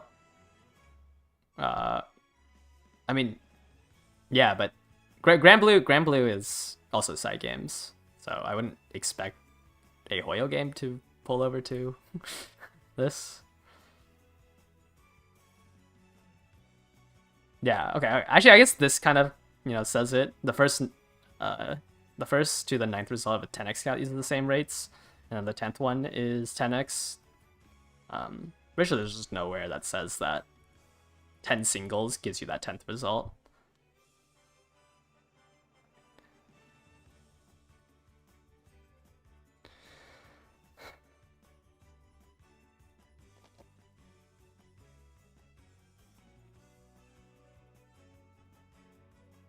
Using all your CM tickets and shops to roll on the Nice Nature banner. That's crazy. Alright, I think I am going to end the stream here because I need to edit the video together. But thank you guys all for joining me today on the banner review. It's really just like the other banners aren't worth it because most likely you're pulling on Rico and Rice. You might want to pull on Baiko and Pegasus if you already have copies of it and you already have your Super Creek and your Kitas and Black and maybe your Fine Motion done. And that's about it. Digital's okay. Yeah, anyways, yeah. Thank you guys all for watching today. I'm gonna catch you guys later. Bye-bye.